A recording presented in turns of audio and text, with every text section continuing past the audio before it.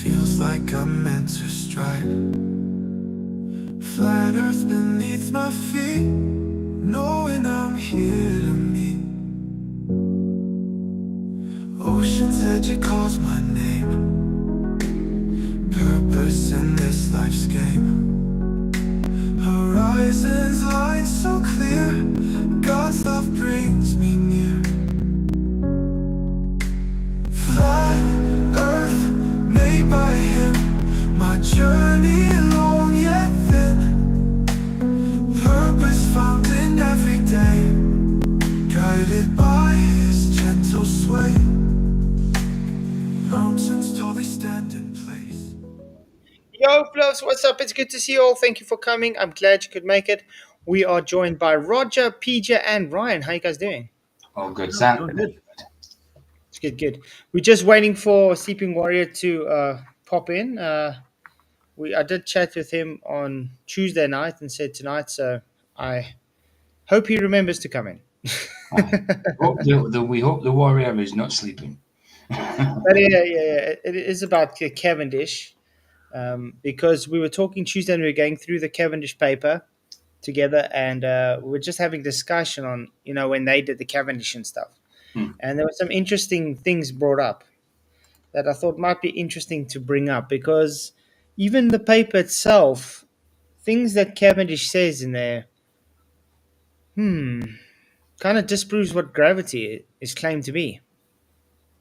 I don't think he was looking for gravity, was he? No, he was just trying to calculate Earth's mean density. Everybody else attributed it to him measuring the gravitational constant. But yeah, it's good to see you all. Please hit the likes, share the show, guys. You rock.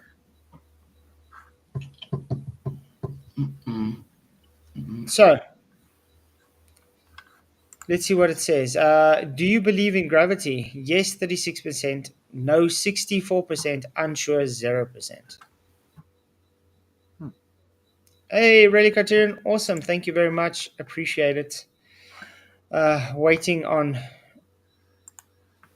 Well, today's stream might hit 400. It's 371, and that's the second part. The first part yesterday got 270, and today's is 371 so far. It's good though. I mean, today I noticed that I went up 9 subs during that stream.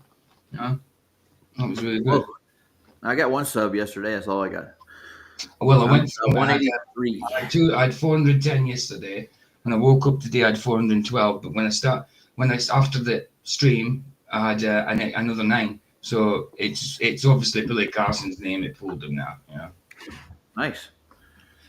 Jeff Conkle, mean density says opposite to nice density.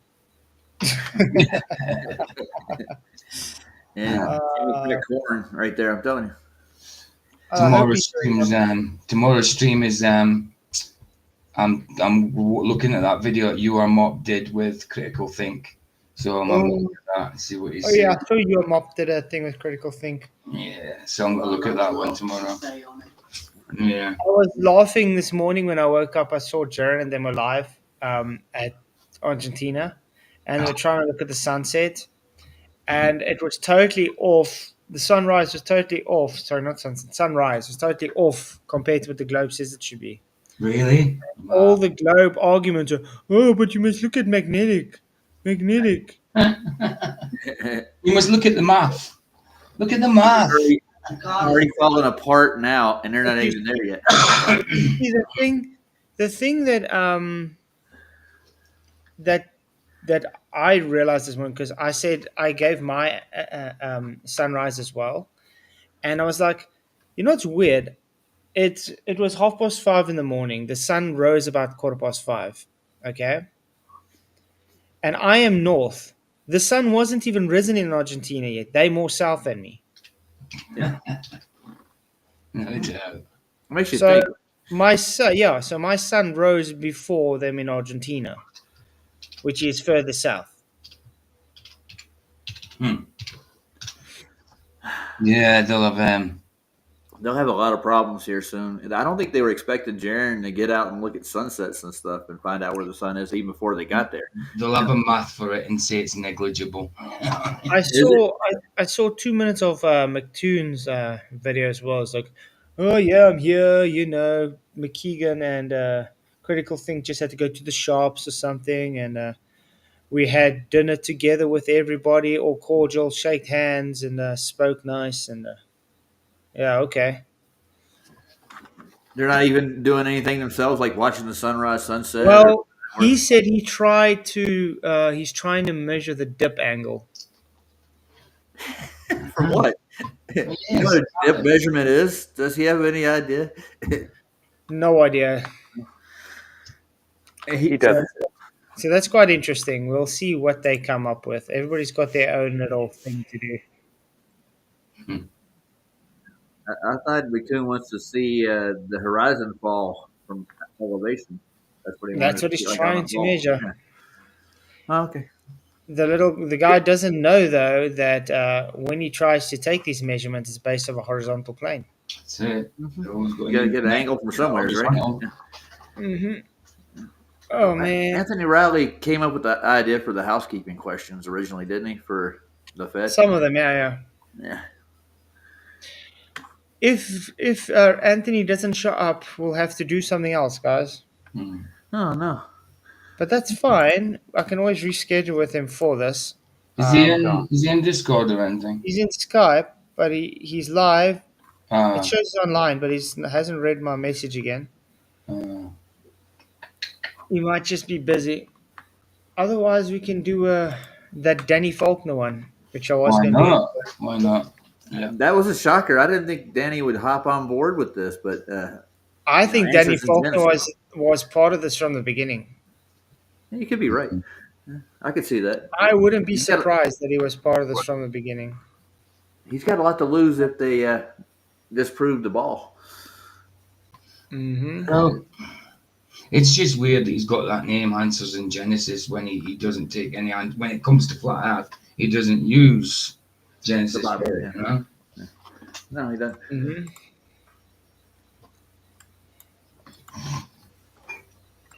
Okay. So, guys, I think we're going to be changing what the stream's supposed to be about tonight, because I don't know if Anthony's coming up. Now watch when you do this, Anthony will show up. That's Murphy's Law. Yeah, isn't it? I want to kill Murphy. So yeah, guys, if he does show up, we'll still do the Cavendish. Hopefully he does. Otherwise, we'll have to just reschedule for another time. Aye. Hey, Flash, where'd you get that old TV from? Well, this is that video from. Yeah.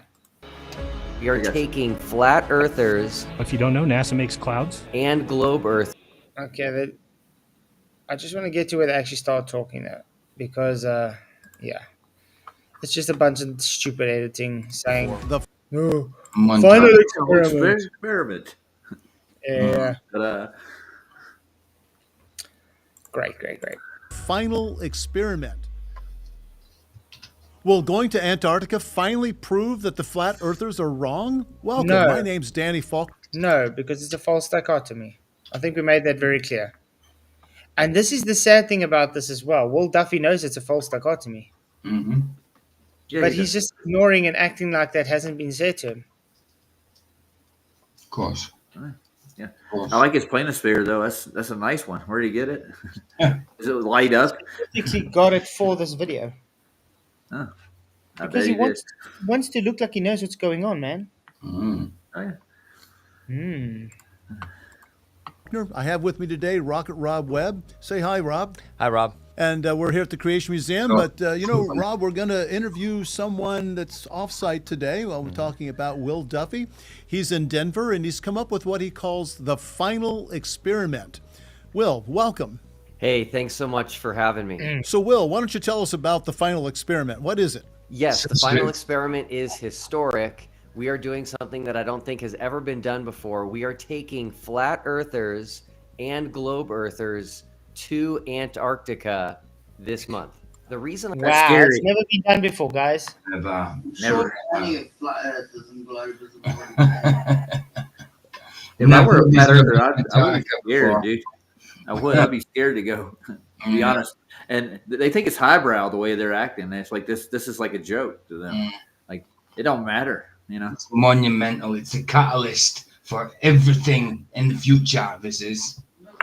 Huh? No, I know. That's what they just think. donkey on an ego trip. And he's not even going.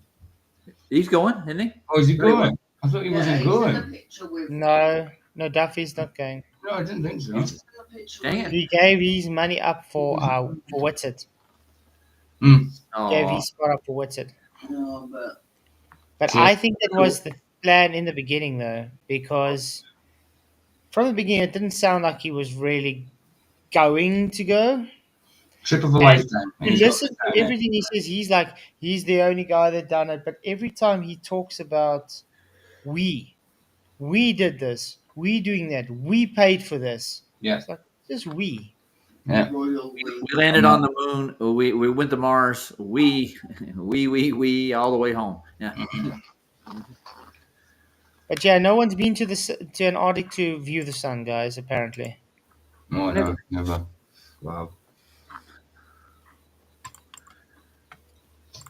I came up with the final experiment being centered on Antarctica is because there is a drastic difference between the globe and the flat Earth model when it comes to. Oh, really? Now the flat Earth does have a model. I thought he said there's a reason you can't model the flat Earth because you can't model something that doesn't exist. Remember? That's right. He said that. So why is he saying there's a flat Earth model now? He changed his mind. He's fickle. He's fickle. He said that a couple of times in the past too. Like the flat Earth model doesn't predict this, and he can't make it. But I mean, how can he fight saying the flat Earth doesn't have a model, yet wants to his whole not experiment is hinged off of it having a model? Of debunking that model that we don't have. I just want to give a shout out to someone sent me a super chat in a super sticker in the comments today. Oh, It's the comments. Ninja, but I'm trying to think his full name. I never have his full name. So thank you, Ninja, for your super chat. Really appreciate it. This is a guy that goes on. The guy to his right, I'm sure he does a podcast of his own where he's got a Catholic guy called Andrew Noble that kind of debates in it. No, he debates like the only ceiling fans girls and stuff about certain views, wokeism, and all that. But yeah, it looks like the same guy. Whether it's him or not, I'm not sure. But it really looks like him. The Mars Project guy over here in the corner. Yeah, Rob. Yeah, he's an engineer or something, I think, at Maybe NASA, it's not the same guy then. He's a NASA engineer. Nice. No, it's apparently. not the same I guy think then. so. No, it's not the same Thank you, guy. Godzilla37, for your 5 membership gifts. I really, really appreciate it, man. You rock. You are awesome. Woohoo! Appreciate Oh, all Neil the made support. it. Where's Anthony? Neil. No, Neil got the membership. He did. Nice. Yeah. Doesn't mean he says, oh, actually. Okay. Well, I do hope he shows up. But let's go on. to Antarctica. On the globe, Antarctica is this island continent that we would say is at the bottom of the globe in the south. But on the flat Earth model, Why are you Antarctica. showing a map? I think I did I have a explain to model. you that a map and a model is not the same thing. And I also want to point out, it's very possible to model something that doesn't exist. Yeah. Yeah. Globe. They sell the Death Star Star Wars models, don't they? Yeah, they Does do. the Death Star exist? No. PJ, been a member for 26 months, can't believe it. He says, I'm an old timer here now. For 26 months, yeah. You're an old man, dude. Yeah. Old fart. Antarctica is this gigantic ice ring or ice wall Right. that encompasses all of Oh the my world's God. continents and holds in all of the water. No. That's again as Look at these channels. That's again a straw man, and he knows that. Do we say that $20,000. that you Well, you know, require I have Antarctica here. to hold in all the waters, or it'll fall off edges in space? No, we don't say that at all. No, we do know that there's a dome, which is in Antarctica. The ice wall, as you put it, in Antarctica is just high elevation. That's the waters cannot go over it, but that's not what's holding everything in. So that's again a straw man. And the Earth is a hovercraft now, and it floats in space. I didn't Seems know so. that. Some weird snow globe in space. Makes me want to pull my hair out. A model celestial sphere, and I have it set up for where you'll be. Where is it? Union Glacier in Antarctica, and I got the sun set up. Okay. Now this is what I try to explain to Will Duffy. He's got that model, okay, for the position of the sun with the actual tilt. Can you use that model to tell me when the eclipse will be, please? I don't see a moon in that model. I don't think so. And I don't think the moon eclipses the sun, anyways. Personally. No. Hey, Lowry's Where's in the Lowry? house. What's up, man? Flatzoid, Arctic, TJ, Ryan, how you guys doing? Good to see you, bro. Kidding yourself. I'm in the conversation, but I want you to keep going here. But we got a lot of stuff to talk about today, so it's gonna be cool. Cool. Yeah, it is quite a lot. Yeah. We were supposed to do Cavendish with Sleeping Warrior, but he's not here. I don't know what's going on. If he got his times mixed up or something. Hopefully, I can reschedule with him, or he might just show up later. Knowing Anthony, he'll probably show up later. Maybe he's pulling a Rachy. He just didn't check the times, didn't get it right. Maybe. But he is a busy guy. Yeah. But so long we'll be entertained by Danny Faulkner, a very dishonest guy, with Will Duffy, another very dishonest guy. I can't say anything about Rob because I don't know the guy. No. Yeah, but you're right. Danny Faulkner, yeah, not very honest. And well, guaranteed not honest. Mm-hmm. For the right date, and right here would be local noon. That will tell you where the sun is. Notice it's not really high in the sky, but that's the way it is in Antarctica. And then 12 hours later, it's over here around local midnight, but notice it's above the horizon. We have a midnight sun going on, and 12 hours after that, you're back to noon. So the sun's going to go completely around the sky, bobbing up and down over a 24-hour period. Great. So the sun's going to go around the Earth. So Earth's not moving. Yeah. Absolutely. Congratulations, Danny. Well said, Danny boy. Well said. But yeah. Sorry, Ryan? He said Danny boy. Danny boy. Danny boy. Danny boy. Boy. The pipes are calling you. Hey, awesome hat, Larry. Oh, aye. Is that a tinfoil hat he's wearing? I think it is. Yeah. I met Danny Hey, Faulkner Joe's in the house. What's up? at two. He's been to 2 Flattoberfest, so he loves to like come and I guess like bring himself pain to be around a bunch of people that don't agree with him. But he keeps showing up. He shows at all the events. So But the thing it's weird when he usually shows up at things like that, he's got orange on. He's usually That's dressed funny. in orange. It's like some kind of declaration. Huh. yeah. That's strange. He's a stalker, dude. He stalks the FED's panel all the time. He'll sit in the back chat and listen. But that's the thing with Danny Faulkner. Orange is the new black. Big. Yeah, he's all big and talk. But when it comes to actually doing something like, I mean, we've called him out to debate him. FED's called to debate him. He runs away. Yeah, he does. Chicken. Chicken. He won't debate because he knows he has nothing. He's a McToonist, guys. He claims to be writing a book, and he says he's gathering material. But he punishes himself. He goes to every single event in the States. We always know where he's at. We put a spotlight on him sometimes and like talk shit from stage because it's like, dude, what are you doing here? Why do you even come here? You know, he brought his family to Vegas last year to the event, and I was just like, really? You're gonna bring, you know? And they all sat there right in the middle. There was like 400 people around, and they had the middle table. He knows that everybody knows that he's there, so he's like, he might be one of those people that just likes the attention of being like the anti-flat Earth guy, and he just goes to get that attention. He may be that guy. I don't know. He's a villain. That's what he's playing. He's the bad guy. Yeah, I guess he so, wants the man. attention from it. Yeah, there you go. He wants to be in control. That's the issue. Mm-hmm. According to the conventional understanding of things. But what about the flat earthers? What would they predict, or do you expect them to predict about what they'd see? Okay, before he does that though, I just want to say, you see, he just made a prediction for the globe model, as he puts it. Aye. Okay. Now, will that prove or disprove anything on a flat Earth? No. I'm trying to put my finger on it. Nothing's coming to mind right now. No. But No, it won't. But it is possible to invalidate their claim because they made a claim. Yeah. So if it And, doesn't happen, yeah. Yeah, and this comes back to why are they always faking all these videos if it is just true? So, There's no reason to fake it if you can actually film it. You go take a shot, and there it was. You know, it's a no you can brainer. verify it very easily if it's real, instead of faking it. That's Exactly. the first sign of it. But people just watch TV and believe what they see on there. So, But faking a 24-hour video is so difficult. You just don't understand.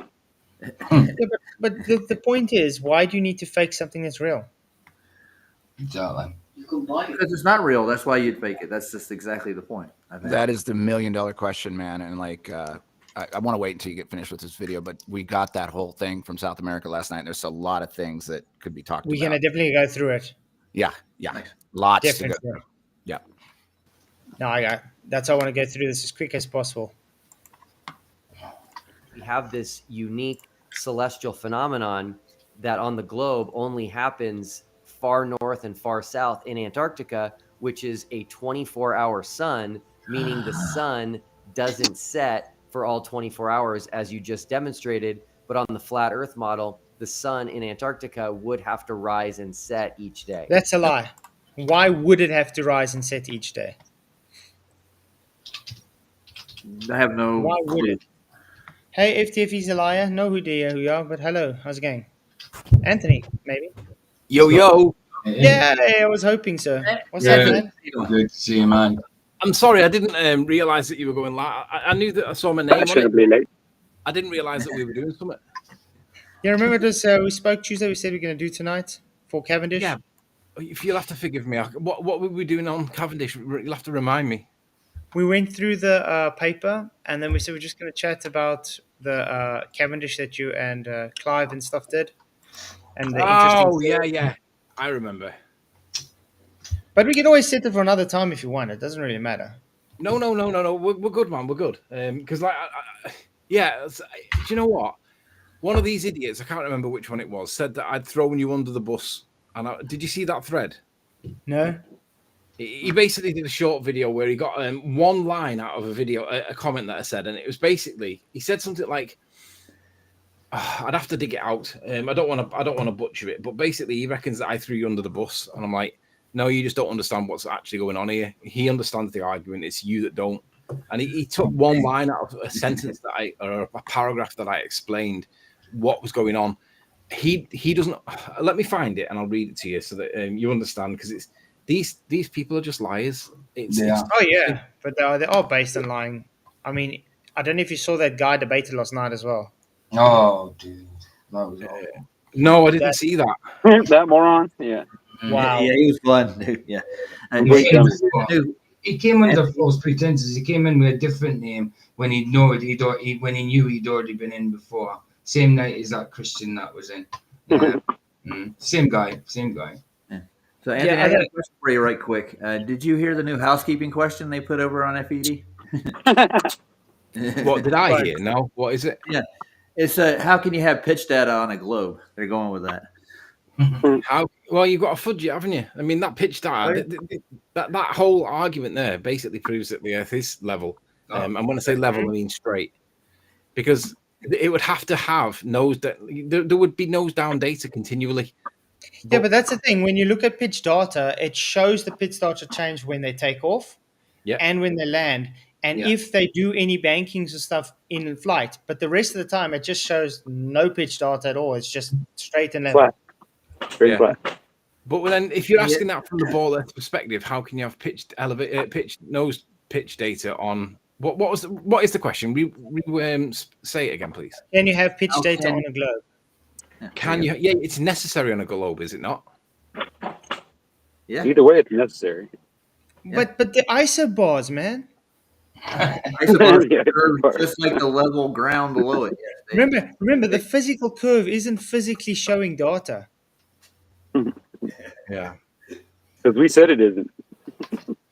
At the end of the day, that I honestly think that the fact that Fight the Flat Earth still argues for Newtonian gravitation and gravity being a force, he knows it's not, but he still argues for it. Tells everybody everything. For me, he's just pushing the convenient lie. Yeah. He knows it's not. I mean, imagine if imagine that you were employed as a private investigator to research whether or not your partner was cheating, and you found that evidence, and you then said to the customer that's paying you to do that, right, I found the evidence. It turns out that your partner is cheating on you. Do you want to see the evidence? And then they don't want to see it, or they pretend that, and it's like, well, at that point, you've just got to let them accept their own reality, right? You've got to let them accept that their husband or wife may well be cheating, but they don't want to accept it because it doesn't matter to you, does it? But obviously, it matters to these people. So the fact that they still push that argument, still knowing that it's not a force, is just It's insanity. It is. Yeah, push it too far. So did you guys catch the thing that I caught last night from Jer and Austin's stuff? You maybe you want to save it till you do the video or whatever. But did you catch the thing that everybody sort of caught that happened last night? So No. we talked about it many times in the past about how time zones don't work in the South, right? How what? What did you say? How what? Time zones. So the time zones, yeah. And I knew that Jer and Austin were taking a couple of arguments close to the vest, not telling anybody that they were taking down there. Well, they got on that live stream last night, and in my entire life, I've understood that most of the South American continent is in the Central Standard Time Zone of the United States. Lo and behold, it's midnight to them where they're at in South America, 2 hours ahead of me on East Coast time, which has never been the way. I mean, we can go woo-woo and call it Mandela or whatever, so they move the continent. But when you're doing a deception, they do it from a cartographic standpoint and from a time zone standpoint. And I did not expect that to be such a bombshell last night that they were actually 2 hours ahead of us into the Atlantic Ocean in the time zones. So then we went through this whole rabbit hole last night. Weiss sent me down how time zones are all like, you've got squares, you've got meandering. It doesn't work on a till, doesn't work on a ball. And I think that was one. That's why they have all the declinations, because they need to wingle in all those time discrepancies together. But I mean, I went on the live there, well, in the chat, and I told them, well, I'm more north than you guys. It was about 5:30 in the morning, and the sun rose at 5:15. The sun hasn't risen by them yet, and they more south than me. What does that tell you? It's bizarre. And when his compass was kind of misfiring, but he was going the opposite way. Yeah, he thought he was looking directly south. I think he was. He saw illumination, but no ball, which was bizarre. So essentially, there was illumination, but only in a very small part of the sky. Like, I'm talking about here. Unpacking. Oh, this is Jer and Austin, who are in South America right now on their way to Antarctica. And yeah, and so I think there's a couple of experiments that they kept close to the chest. We'll see. But that was one that caught me off guard, because I've been under the impression that most of South America is at least within the central time zone of the United States. And apparently where they're at was 2 hours, according to their phones. Who knows how they operate that stuff. But according to their phones, they were 2 hours ahead of us on Eastern Standard Time, which puts them out into the Atlantic Ocean 2 hours ahead of us, apparently. I know whenever I go to visit my brother and them in Cape Town and I see the sunset, it's light there before you even see the sun. Where you kind of see the sun at the same time it becomes light. Where there, it's light for a while and then you only see the sun. And this is why I do believe in the South, you just see daylight, not sunlight. That was, well, I just go off the old Zetetic writings that they said that there's illumination 24 hours down there. And I was like, well, that's the best I got, because I don't get to go to Antarctica, so it's like, I'm really interested because I think there's a couple of side experiments that are going on that they didn't tell anybody about. And that was a bombshell that was dropped on me because, apparently there's a time zone in South America that I wasn't aware of. Wow. Apparently. Yeah. Wow. That's what their phone said. Their phone said midnight. It was 10 o'clock because I was streaming with Sav 10 o'clock last night. We actually pulled it up live as they were streaming it. And we immediately went into like lockdown. I was like, wait a minute. What do you mean midnight? And so like if you're looking at the Mercator projection, obviously, if you want to go woo-woo and Mandela, they move South America a little bit to the right on the Mercator projection. So, but really it comes down to time zones, and like Weiss has got it down to a T now where it's pretty much figured out. The reason there's more time zones in the South is because there's a lot further distance for the circuit to travel. And he's called people in every continent and said, look up, is it at noon? I want to talk to you. Where's the sun at? Directly above. So he's got dots, all over the Gleason projection to where, well, we at least know that it's noon in this place at this time. And it does it every single time. Right. So like, I think this time zone thing is going to be bigger than even the illumination bit as far as this trip is concerned. I don't know, man. It's like Super Bowl for flat earthers this weekend. So like, I'm super psyched.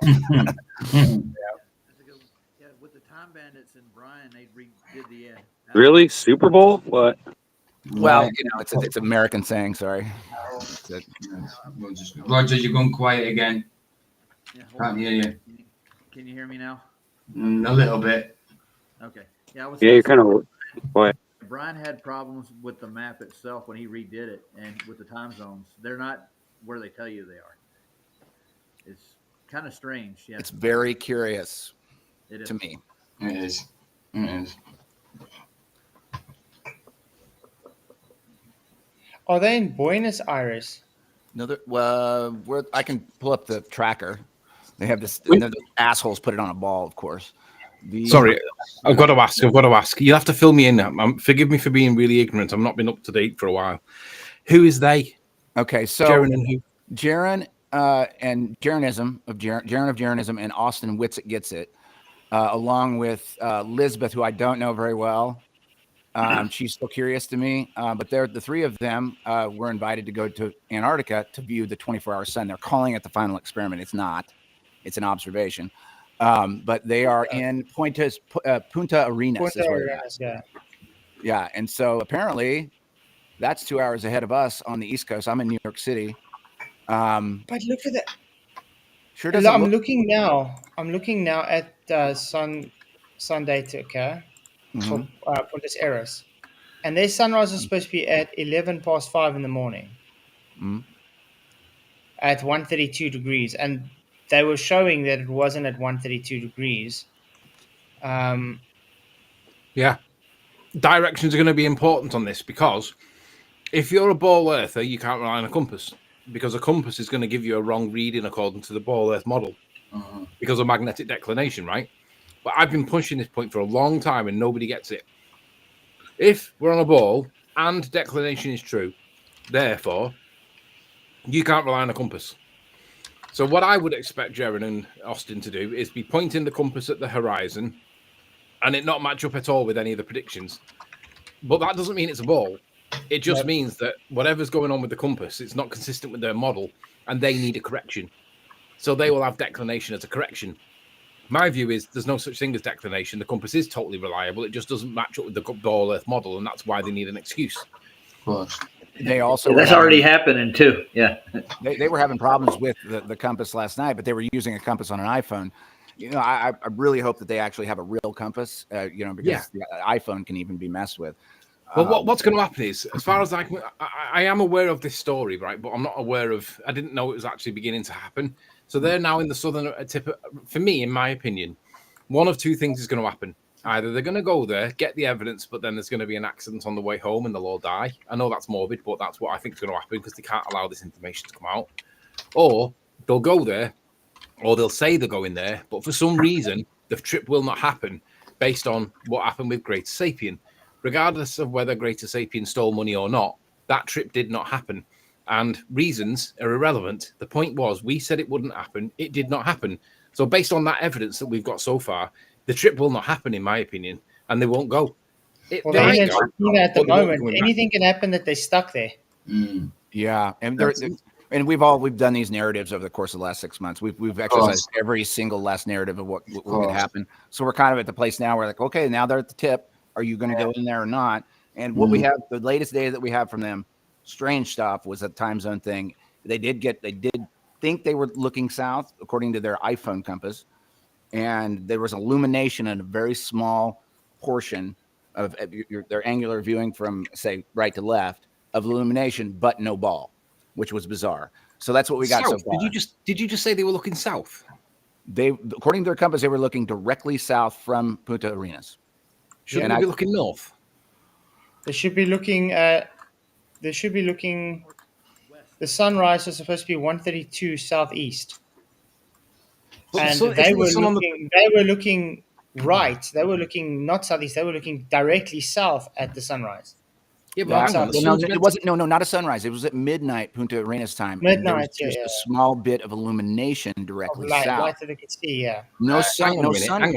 No sun visible. It's just daylight. Hang on a sec. That lights up, right? So I'm not too far from Aberdeen. I am about 5 hours away from it, but I've got a friend that lives in Aberdeen, and Aberdeen's on the northern side of Scotland, and he said that they almost get a 24-hour sun in summer. Yeah, and obviously I was born there, so I'm from there.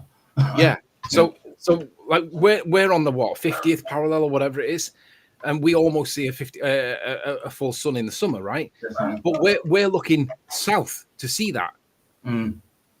Right, we're not looking rising these sets. Yeah, we're looking south when we see that, right? They should be looking north because according to their model, the sun's over the Tropic of Capricorn, right? They shouldn't be looking south. Why? I don't understand. Why would they be looking south? That's a good question, actually. I think just that was their first inclination, was to point the camera that direction to see what's going on south. But yeah, if it's on the, you're right, on the current working model, it still should be to the north of them at Tropic of Cancer, correct? Am I right on that? Because in Aberdeen, if you look north, the sky is black. Black.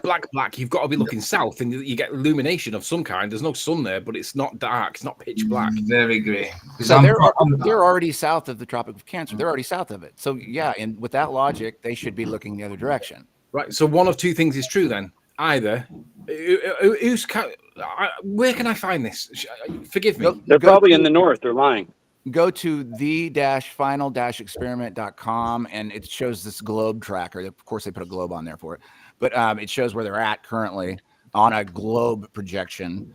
Unfortunately, we don't have enough, Gleason projections to work with in tech, but it shows generally where they're at. And yeah, they're south of. They should be looking the other direction to see the sun circuit. If I'm thinking of this correctly, I mean, correct me if I'm wrong, but I'm just kind of trying to get my arms wrapped around like what they were looking at. I think their first inclination was to point the camera south to see what was going on. And no, that can't be. They couldn't be. Your first impulse wouldn't be to point south. You're going to be looking at where you see the sunlight, regardless of its direction. So that's what happened. I mean, we have the video. I think Flatzoid, do you have bring it up? Yeah, I need to see this. Okay, I'll bring it up. Because the problem they're going to have is establishing what is the direction that they're looking. Because when you're that south, you can't see the North Star, and there is no South Star. You've only got the rotation of the sky, which they say is the South Pole, but you haven't got a way of knowing where North is, even if you can establish South. Because South has got to be 180 from North. You can't see North, so you're just assuming that that's 180 from North because that must be the rotation in the pole. That's the Southern Pole. But the reality is you have no idea whether that's true south or not, or magnetic south or not, because you don't know where north is. You would have to know where north is to be able to say, yeah, that is 180 from north. But in real world, I know that it's not, because declination wouldn't exist if it was, because they wouldn't need a correction. So they're looking at the sunlight. So hang on, you're telling me that's the sunlight now? And so this is south. This is last night. This is evening. This is midnight by them. Live from Arenas, checking. It always comes down to the sun. Yeah. And so am I missing something here? This should be north, not south. Am I getting something wrong here? I might be getting this wrong here. No, it should be south. They should be looking southeast to see the light. It's midnight, you said. This is according to them. It was midnight last night, 10 o'clock Eastern time. That's what threw me the hell off. But yeah. Right. Somebody explain to me where my cross wiring is, because this should be north, not south. Whether it's southeast or southwest doesn't matter, but it should be northerly east or west, not southerly east or west. You'd think, right? So what I found striking from the footage is that all there is illumination. They don't have a sun up or sun down from that direction. So I would suspect today or tonight they're going to have a sun up and sun down in direction, which is going to be bizarre because they should be tracking north of them, as you said. Yeah. But here's the other thing, right? On this show tonight with you guys, are we trying to disprove what they're showing or prove what they're showing? Because depending on which side of the just checking we're just actually trying to figure out, will this be happening on a globe or not? Well, the thing is, if it is on a globe, it has to be northerly east or northerly west. You can argue all day, I don't care, but it's got to be northerly, right? It can't be southerly. Yeah, but you see, timeanddate.com says their sunrise will be 132 degrees southeast. Look where they're looking. They're looking directly 158 degrees south. Yeah, I watched this earlier. Their compasses didn't work very well because they're next to their cell phones with them, and the magnet, the declination gets off when you get near a cell phone. And Whoopi gave them that GPS tracker. Compass, and they did use the compass at the end. Yeah, and Austin has a regular compass. Yeah, he has a working military compass. And we were saying, dude, when they were going live with it, like, put the compass on the ground, use the compass to get your declination. The other ones are going to be off. So. Look, they're gonna show. See, that's practically where it's got to rise. It says the sun. Yeah. And then that's when they're looking directly south. See, around there. That's where the sun's supposed to rise. Yeah, I'm just thinking about where the Tropic of Cancer is. It's a little south of where they are, isn't it? No, it's north of them. It's north of them? As far as I remember. Can we get a confirmation? I'm pretty sure it's north of them, according to the... Do you remember when I said... Yeah? Remember when I said to you that you should do a see if you can prove north video, because you can't see the North Star. And obviously you didn't end up doing it, but this is going to become really important because they're going to be totally confused as to direction, no matter what device they use, because of two things. They've got a compass that'll say one thing, then they're going to have to account for declination according to their model. But either way, I can't see how this... they're not going to know the direction, right? They're going to have no cardinal direction to reference. So whatever they're going to be using, be on a phone or in a real-world compass, they can't prove or validate that that's 180 from north, because the only reference point that we've got is the North Star. And even if you say, well, there is a rotation point in the sky, okay, fine, but that needs to be 180 from north, and you can't prove that because you can't see the North Star.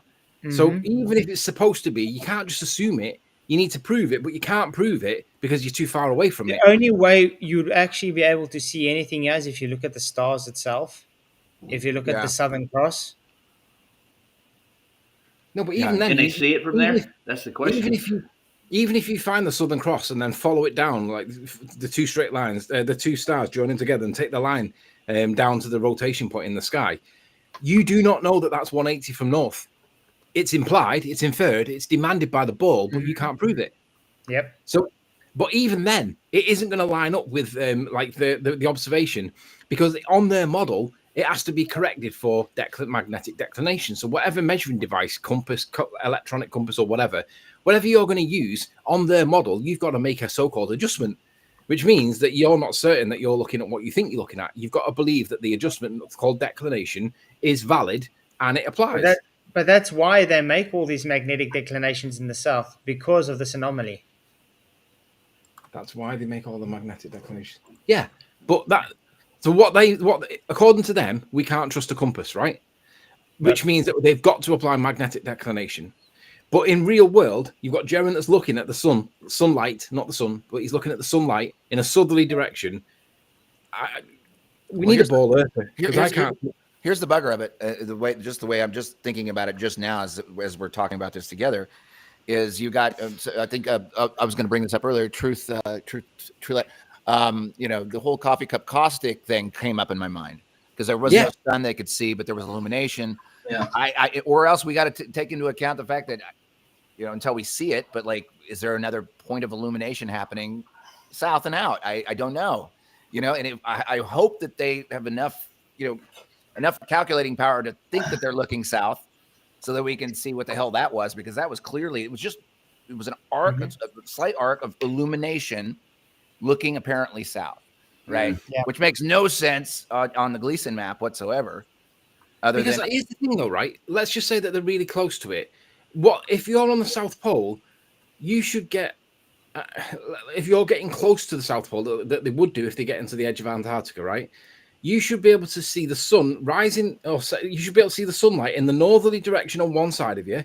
But because you're so close to the South Pole, you should also get it at 180 from that as well, because that's also where the sun's going to be. If it's a globe, you should get sunlight on the north point side and the south side. There should be 180 from each other, because you're kind of following the rest of the globe around, and you're seeing it from the same direction.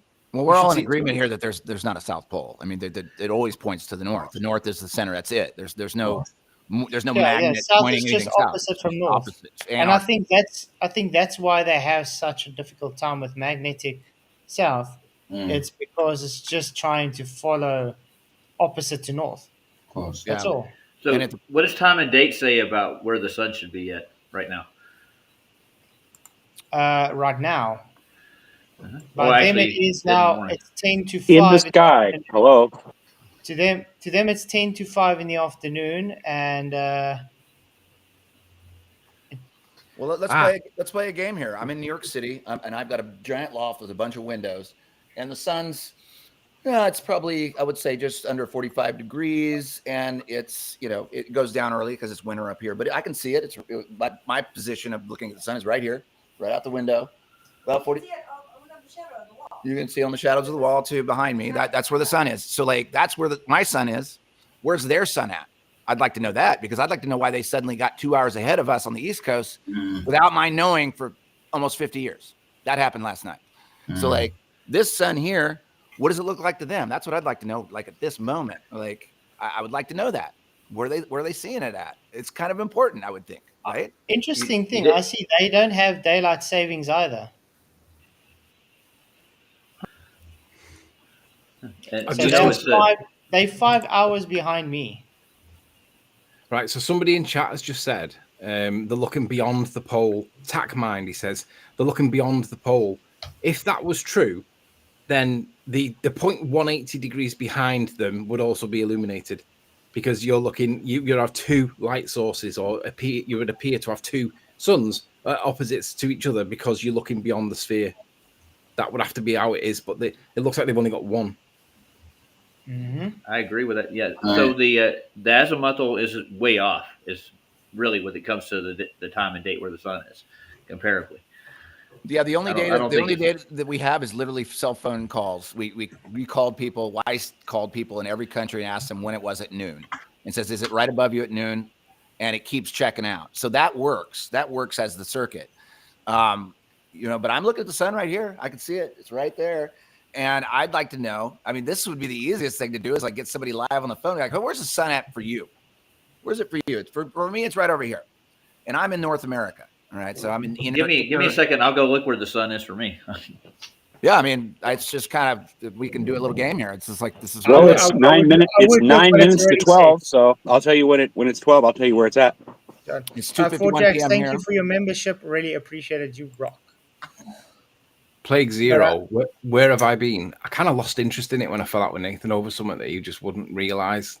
I don't want to go into it, but when you have a disagreement with someone and that person can't see that they might be wrong, or choose to double down and start muting you and all that kind of stuff, I accept that when the rumpus or people like that are rumpusing and they're doing that kind of behavior, it deserves that behavior, that muting thing. But when it's somebody that's like me, that's not a troll, and doesn't agree with you and tries to explain why, and he either chooses to ignore it, or he just doubles that, or he just can't see it, I've just got to take a back step and just think, I can't work with these people if they can't see it. They're awful people. Just accept the fact that there's awful people in the world. There just is, and they like doing it on both sides, though. On both sides. Oh, yeah, indeed. And it shouldn't be. Indeed. It shouldn't be. If I disagree with Flatzoid over something, I'll talk to him in private and I'll say, right, this isn't right because, But and then you he'll see, say, well, it is right but that's the because. thing with us, Anthony. We're able to talk things out, and we're able to understand if we don't agree with stuff. That's about it. That's what ends. We don't like just, you know, you're wrong, and go crazy and write the person off. But Or whether something. or not somebody is a troll is a decision that a person makes individually, right? So, I mean, you kind of have to look at that too. Is it psychologically, it's your decision on whether somebody's trolling you. So, because of that reason, so anybody could be a troll. I mean, I could be a troll even though I'm agreeing with you, right? If somebody decides that I'm trolling them, then I guess I'm trolling them, right? Yeah, but it's not just that. Now, you do have troll communities who would go about. You know what's interesting? Oh yeah, I know what you mean by that, but I'm just saying, in general. Yeah. In general, yeah, of course. Well, the sun to me is about 20 degrees down. It's 1 o'clock, so it's going down. All right. Where were you at Arctic? I'm in looking Denver, at Colorado. Yeah, so you're in Denver. Okay, so you're in Denver. So you're east of me about 1,000 miles or so. You're looking at it at you're looking. Sam, tell me those degrees again. It's about 20 degrees down in the sky from high noon. Interesting. Looking at the weather forecast for Antarctica, it's mostly maybe a little lower, cloudy for the next 14 days. Imagine that, shocker. Sorry, they leave in the 16th, correct? Say that again, Flatzoid. What did you just say? This is Antarctica. Let me just make it bigger. This is the weather forecast for the next 14 days there. They're leaving on the 16th, Monday, correct? Yep. Yeah. That's right. Yeah. So when they get there, it's going to be overcast, hardly see the sun. Wednesday, they won't see the sun at all. No. Thursday, it's going to be cloudy. Friday, it's going to be cloudy. The last day, I think, is the Saturday, which might be sunny. Huh. No, it's not. That's going to be the day after they might leave. Be. Hang on. Can I ask an obvious question here? I don't mean to be ignorant, but why are they not doing this over like Friday the 20th, Saturday the 21st, Sunday the 22nd? Because that's where the longest day is for them, right? Yeah, the 21st is the solstice for us. It's a winter solstice for us, so that would be, I guess that's the summer solstice. Yeah, the 21st, that would be the ideal day to do it for sure. Hey, because all they'll say is you wouldn't expect to get a 24-hour sun. It wasn't the longest day, you moron. There's their out. Yeah. Hey, Antarctic, can you tell me what direction you see the sun at right now? Is it, to your reckoning, is it still east of you, or is it south of you, or is it west going over the mountains? I'm curious. I don't have a compass with me right here. Couldn't tell you exactly what direction. I do have one. I can go get it. Best reckoning is all I'm asking. Is like when you went out to look, did the sun look south and east of you, or south and west of you? Just for my reference, it's not a big deal. Oh, they're saying Duffy did go, by the way. Yeah, I thought he was. Sure if Duffy got ALE to told him if he got enough people to go, they would let him go, and he got enough. Okay. Duffy did go to where? With them to. That's why they added the last guy to make sure Duffy could go. I get it. Oh, right. 1 minute. I'm gonna get my compass. It will take me long. Okay. Well, here's the thing. If he goes and gets his compass, right, he's still going to have a problem with determining what is true, the true bearing he's looking at, because he hasn't got an objective true position, a true reference point. He hasn't got a North Star. I'm just doing it from a reference, a simple reference. Guys, I want to see what it looks like to him versus me. I'm seeing on the fun experiment thing they're leaving tomorrow. Okay. Tomorrow. So that's the 13th. Tomorrow. So tomorrow is Friday. So they're not going to have they might not have any chance of seeing the sun at all. Because that means... This is too good to be true for them, though, right? For the ball. What a coincidence! Well, you guys went, but they set it up that way. Like, are you telling me? You know what I find odd about this? People actually asked Will Duffy, "How do you know the weather's going to be right?" And he says, "I'm not even worrying about the weather. I'm not even checking it." Wonder why. Well, did you find it a little bit curious in his confidence overall approaching this? He went from neutral to just ultra confident glober. Oh yeah, he went to ultra anti-flat earther, like straight. And also clearly coached. Like he wasn't talking like that when you debated him on the modern day debate. He wasn't talking like that not even 2 months ago. No. And I was like, man, you either just learned it took us 10 years to get to the bottom of, or you're being coached. I was like, whoa, dude. So like, is he confident that something's going to happen down there that's going to prove him right? I just can't imagine that he He was a lot more cocky than usual. Yeah, way a over lot the more top. cocky. Well, it seemed to me he couldn't take me calling it out as fake anymore. So he was looking for a way to talk because he, like I said, he contacted to talk to me on MDD. I was like, oh, awesome. This is my opportunity to show it's just a false dichotomy and it's not scientific because I didn't care about Duffy. I cared about the audience watching because I care about the people who's honest enough to see, look, this whole thing's just a waste of time. It's a scam. So he thought it as an opportunity to try and tarnish my name and to try and make me look dishonest. That's all he thought he could do. In the meantime, it totally backfired on him. I just want to say thank you, Godzilla, for the super chat. He says, Globus mocked me for wasting my money super chatting Effie hosts. Yet we got Duffy willing to pay for this complete waste of time. Exactly. Thank you very much for the super chat. Really appreciate your super chat, by the way. It helps so much. So would you find out again, Arctic? I don't think he's got money at all. It's a little southeast of me. South and east. Yeah. Yeah, that would make sense to me because I'm well east of you. You're earlier in the day. You're at 1 or 2. What are you at 1 p.m.? What time is it? Yeah, around there. It's about 1. That would make that would make sense. So but clearly we're seeing it. I know where Denver is from here. It's it's roughly like this. I need to check that just to make sure. But either way, we have a apparent position of the sun, which is halfway between me and you, because I'm looking southwest out my loft. I can look right at the sun. It's right there, and it's 3 p.m. here. So that would make sense that you would be looking south and east at the apparent position of the sun, right? So, that would be really curious to me. I'd like to find out where they're seeing it at. I would like to know right now if I could get a hold. I probably could reach out to Jaron actually and just see. Hey, Nicole. Well, if we see, yeah. I'm gonna have Nicole try to call Jaron and then see if we can get it something. This guy's self-funded, correct? Who is this guy anyway? I don't even know who that is. I don't know because I know he's self-funded or something. That might be that's Candace Owens' TV producer, I think. I think so. Yes, he's on the way, so he's still going to get there. Can you draw the globy thing back out to show North America, just so I can talk to Antarctica real quick about the position? So pull it back out and go to the North America real quick. So just so I can just put the cursor in North America, North America at the point. Go to the United States, pull the thing back up. I can't believe there we go. Yeah. So put it generally where I'm seeing the sun is generally about I would say about the right third of the United States, and he's seeing it southeast, which he'd be seeing it triangulate. I'm in New York, he's in Denver. I would say right in between and to the south is where we're seeing the sun. Somewhere right there in the lower mid-central area of the states is what it looks like.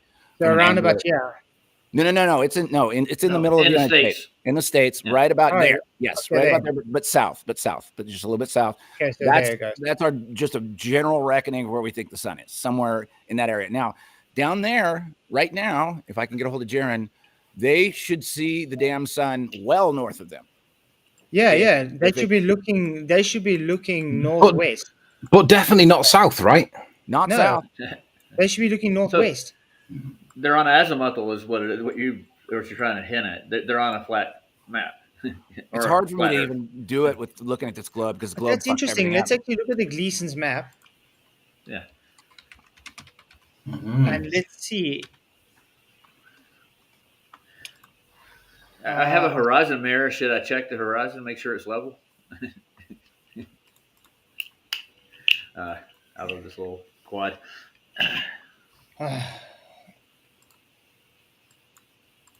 They should definitely be looking north, though, on the ball.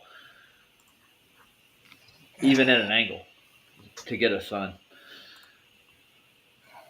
Jonathan Seal says he's confident because he knows he can't lose with money and power backing him up. I don't think he's got money. I just think he's the face of it. I really don't think he's got money. I can tell you he don't. Just from what I saw when I met him, he's definitely not a rich man. No. Yeah. He's not a millionaire. Okay. This is Gleason. So you're saying you're seeing it around about here? That's just from a straight eyesight reckoning. It looks like it's in the southern center United States from where I am, but we know even for them, they're supposed to be seeing. even for them, they're supposed to be looking then north to see the sun. Yes. What about the tilt? The tilt would have some bearing on that, right? Yeah, but look. Even if you have a tilt here, if the sun is around about there right now, they have to literally be looking northwest to see the sun. I got you. Yeah. I was Strange. really shocked when you said that they were looking south. I was like, what? Why would they be looking south? To be honest, let's not go down the conspiratard and say that that's a different sun. Let's go with the notion that they have no idea the direction that they're looking, because they haven't got a cardinal reference point from which they can say with any authority, right, there's north, and this is going in the direction of what, northeast or northwest or whatever. They haven't got that. So what are they going to be referencing for to get the direction? That's the real question. Yeah. I don't think. I've got a feeling that they're not going to Antarctica south. How do you know they're not going to? How do you know they're not just going to some island offshore somewhere? You know, I mean, as long as there's a bit of ice, I'm sure they're not going to be able to tell the bloody difference. How would they So tell like if they're go a little west of there Like into Space another Cadets, ice shelf? Yeah, like that was Space a good one. Cadets, exactly.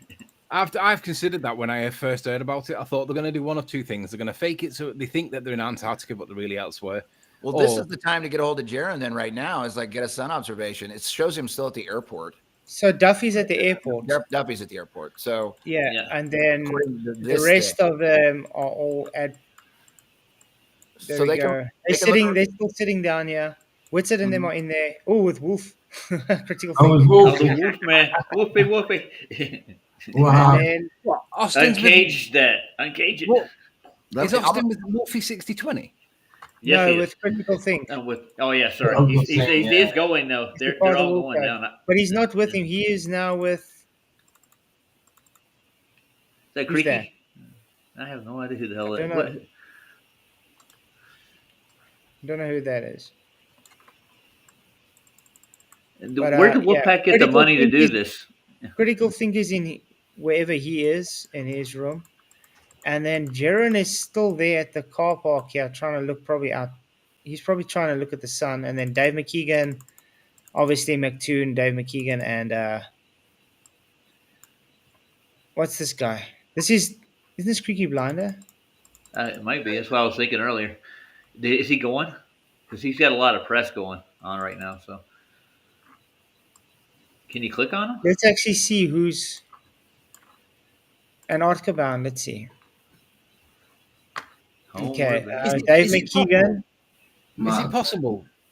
Is it possible that the guys that are looking with the compasses that are not real world compasses, they're on the phones?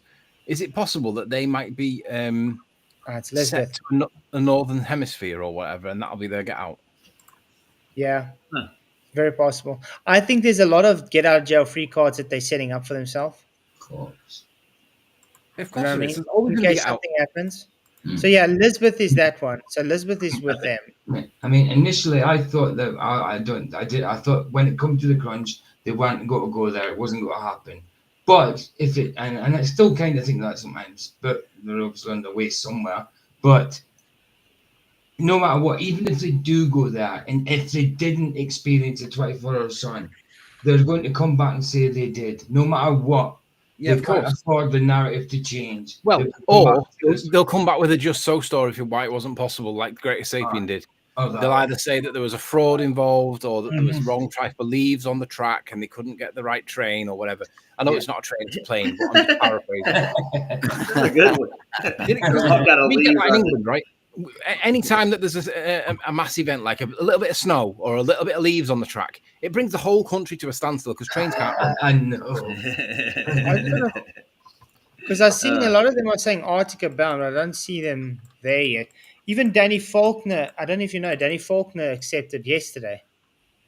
Wow. Accepted what? I don't see him on the tracker though. Where was I he? don't see him on the tracker yet, but he did say so they haven't updated their thing yet. But yeah, Danny Faulkner is supposed to be going too. Ryan's backstage. It said that what's his name? The comedian. He's pending still. If he ain't left, he ain't gonna make it, man. He's not going. There's somebody in the chat look. I've known Jaron for a better part of 10 years, I haven't seen any evidence that he would pull a fast one. That's just my position. Get out of it. Austin toured the country for 2 years promoting flat Earth in an RV. So, like, you know, I've known him for 10 years. I don't know. I mean, maybe who said that he hasn't? Who said that he wouldn't see? And he hasn't seen any evidence that Jerem would not pull a fast one. Who said that? That's me. That's me. I got the lowdown. He kept a lot of things close to the chest because there was a lot of people playing chess in this game and what they were going to do. I know that they have a couple of cards that they haven't played even in the public arena. And he's going to, you know, basically last night was one of the cards that he pulled was a time zone thing. And I think they did that. I think he and Austin did that for a reason because these guys are so much on the attack that they didn't want to give away their game plan. Now, they do need to be looking north. Like I just put in a text to Jaron and hopefully maybe he can call and tell me where he sees the sun at right now. Because that'd be interesting to me. Where exactly would ALE, the place be where they're going? Oh, it's called inland. Yeah, it's inland further. It's inland. It's like an ice shelf, some landing strip. It's bound to be the McMurdo's exploratory place. No, they're going to Union Glacier. They're going to Union Glacier, right? Yeah, Union Glacier. But right now would be the time to do the observation because they know where they're at. They know they're in Punta Arena, so we can actually get an observation from them. That's why, like, hopefully I can get somebody to do something. Yeah, but to be fair, if they've already done it at midnight last night and it was looking southerly, that to me just debunks the whole notion that I can't get my head around that. So somebody explain that to me. Or maybe they should be looking if they can see the Falkland Islands. If they can see the Falkland Islands and they can see the position of the sun based on the Falkland Islands, they'll be able to know. That will give them a direction that they're looking relative to thingy, wouldn't it? Falkland Islands. Yeah. They still need it. Here's the thing, though, right? If we're on a ball, they've got to make an adjustment for magnetic declination, which you can look it up and see what it is. I think it's just do it now, Flatzoid. Just go onto Google and pull up a magnetic declination for the whatever town they're in, and it'll tell you. And what you should then see is the sun should set X amount of degrees away from whatever west, like cardinal west. That's what it should do. I think it's plus 1271, so it's about 13 degrees. 12 to 13 degrees in which east or west? East. Right. So that's what they're. If we're on a globe, that's what they've got to do. They've got to find a compass, a real world compass, not a computer app. They've got to set it, and then they've got to move the dial around by 13 degrees to set their new north and south point, right? And only then is that going to be credible for their model. And then does it do the same thing when they get to Antarctica? Does it match? That's what they've got to do. Because we're trying to test the ball, right? That makes sense. Yeah, but remember that all they're doing is just testing a ball because there is nothing going to test a flat Earth here because it's not going to disprove anything. Flatzoid, can you post a link? Weiss is going to jump on and walk through some of the time zones. I just think that there's something weird going on here with this. I think they should make the observation right here, right now. And I'm trying to get that word out. I just texted Jer. I don't know if he has service or not. I agree. All they need to do is do it right here, right now. Right now. This could be done before even going to Antarctica. In my mind. Right, because if it shows north here, globe debunked. If it shows south, I mean this is the place to do it. He can prove that he's in Punta Arenas, whatever the name of this town is. He's got signs everywhere. He's right in the middle of town, and it's just weird. I mean that whole time zone jump last night was a bombshell to me because my whole life of 50 years that South America should have been generally in the central time zone. So like now we've got a cartography problem. Because we're looking at a Mercator projection wrapped around a ball in this thing that we're looking at, but like they should be able to do it right now, like this very second. Yep.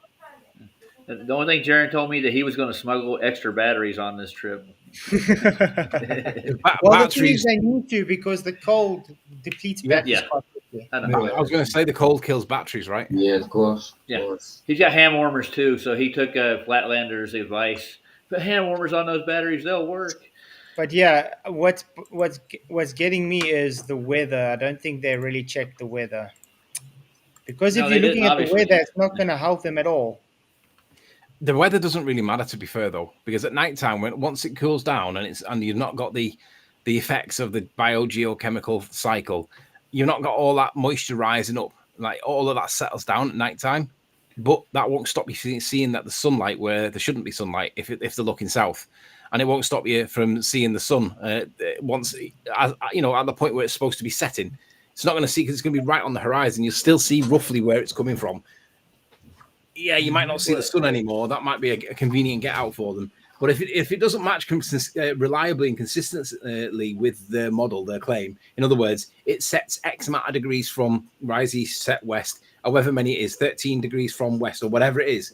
If that's not right to the degree or within a degree or two, then it ain't a globe. It's that simple. It doesn't matter what it might be. It just matters that it's not their model. Well, Sovereign Soul wants me to go next year. Keep my GoFundMe going. So he's going to help me push it, dude. No, I think check it out. Hell of an idea.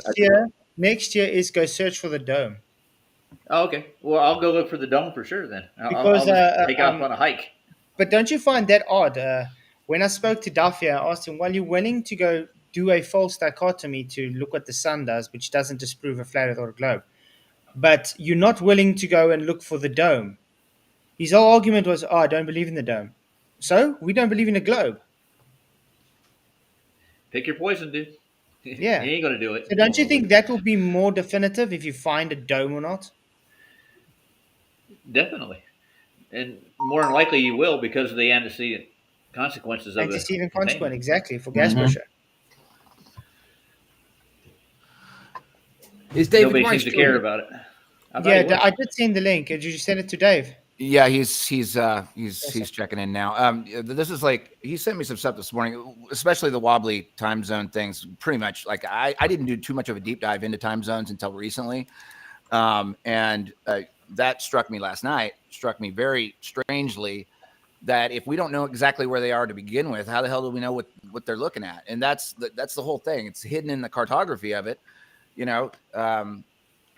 Yeah, he sent you the link. Now the link. Hold on a second. Weiss. They're never going to be able to establish what is true north. They're never going to know the direction that the sun's rising or setting in.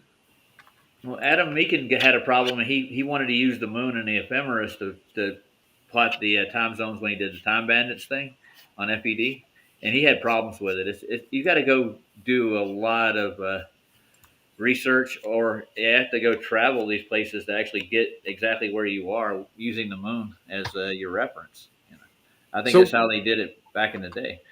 So who thinks that they're going to make this journey and get back safely? I don't think they're going to make it. I think the weather's, they're going to say, sorry, the weather's too, unfortunately, you can't go fly out. Yeah. I don't think they're going to make it either. They're stuck there. Yeah, they're not going to leave.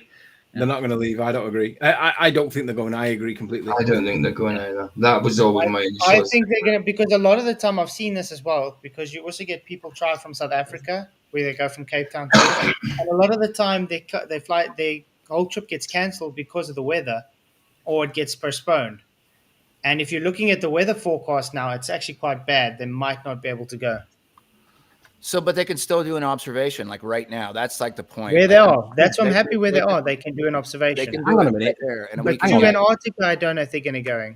Hang on. Let's be clear with the weather, right? You just said that. I don't mean to be picky, but what you just said then was the weather's not good, right, or bad.